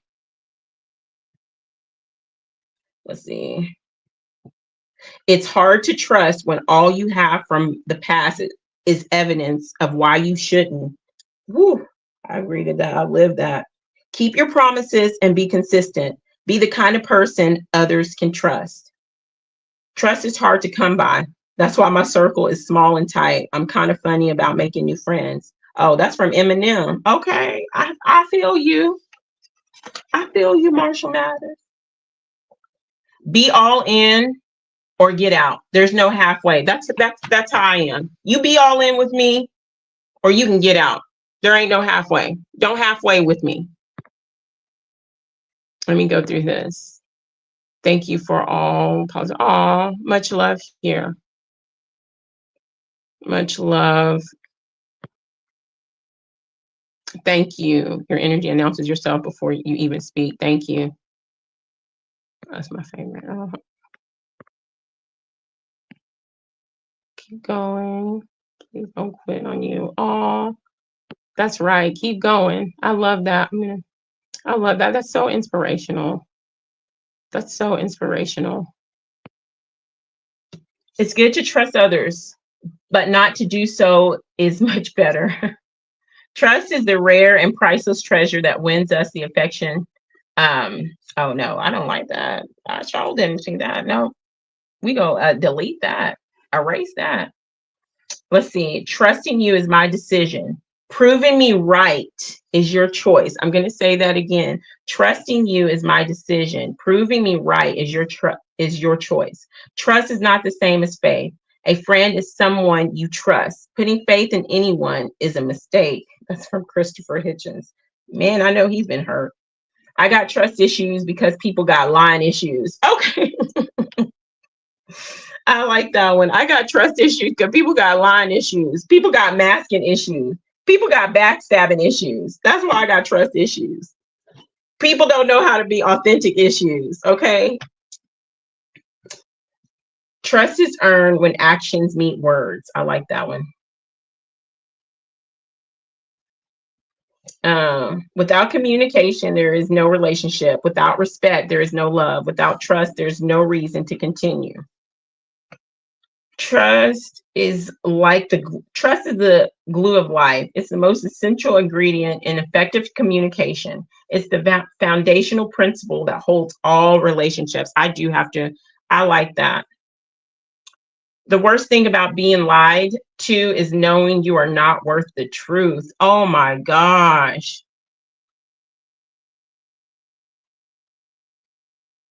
Don't ever break someone's trust. Once you do, then nobody wants to do business with you. The best proof of love is trust. I like this one though. Only trust thyself, and another shall not betray thee. I like that one. Okay. Wow, I had a lot of quotes. I think I'm almost done. Hold on.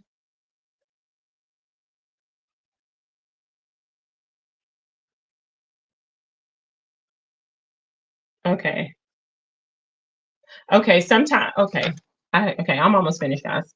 Consistency, is the true foundation of trust. Either keep your promises or do not make them. Roy T. Bennett. The easiest way to gain someone's trust is to deserve it.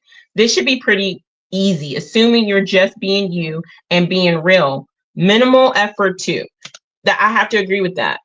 If you're being honest, you don't have to worry about, if you're being honest and authentic, being yourself, not wearing a mask, not plotting with secret hidden agendas and energies toward people that people can pick up on or people can see because you don't know the spiritual things that they can do. If you're just being truthful and honest with you, even with people that you don't like, saying, I don't like you, it is so much easier. And that's a way to gain people's trust. Whether it's friendship or relationship, all bonds are built on trust. Without it, you have nothing. Trust is the fruit of a relationship in which you know you are loved. William P. Young. Trust is built. Oh, I haven't been saying who's been saying this. Trust is built when someone is vulnerable and not taken advantage of. Bob Vanderook. Relationships should be built on trust and truth. Yes. Love cannot live where there is no trust. Edith Hamilton.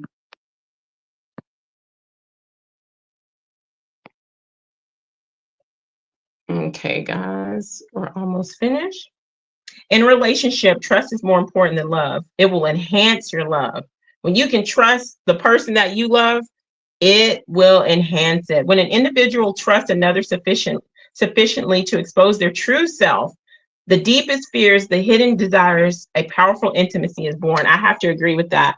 Now, we have different levels of ourselves that we show and we expose. The same person that is you, you're not gonna, and that you show to intimately to your partner, you're not gonna be showing everybody. You know what I'm saying?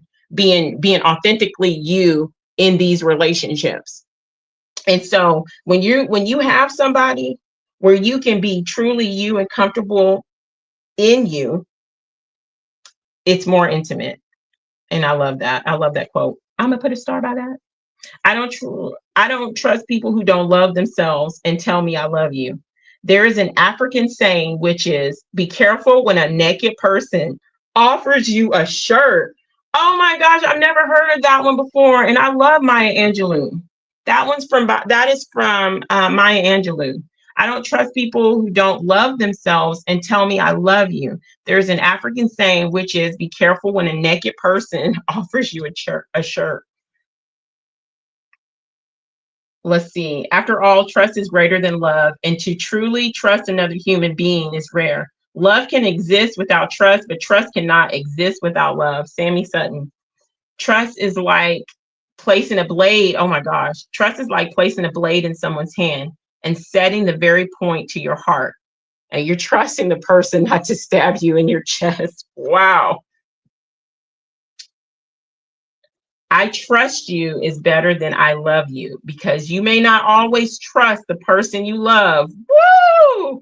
But you can always love the person you trust. Ow. Oh my gosh, that's so facts right there. Have enough courage to trust love when we already said that. Okay. Okay, trust is not an obsession, it's an extension of love. When we truly love someone, we give them our heart to hold in their hands. And when that love is returned, that very trust is a bond to our soul. Love is not really a mystery. It is a process like anything else, a process that requires trust, effort, focus, and commitment. by two willing partners. Elizabeth Berger. Communication plus trust equal relationship that will last a lifetime. Trust takes years to build, seconds to, okay, we already did that. Let's see. Oh, it was a mistake, you said, but the cruel thing was it felt like the mistake was mine for trusting you. That's sad. Okay, I think that's it, guys. Oh no, sometimes the people you trust the most will hurt you the most. When someone shows you their true colors, trust your instincts and don't all of a sudden become colorblind.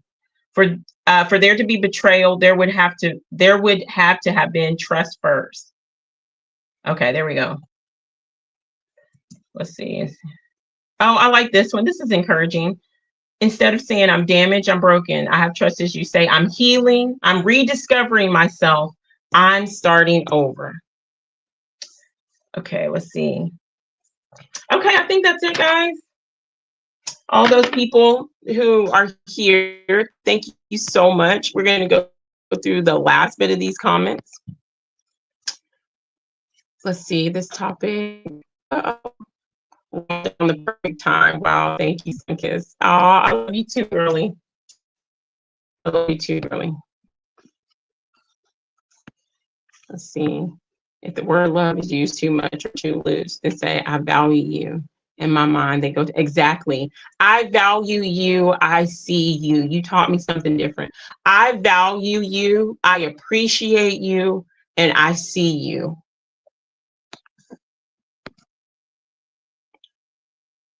The entire legal system is based upon trust for those who are not the most untrustworthy. Okay, big boom.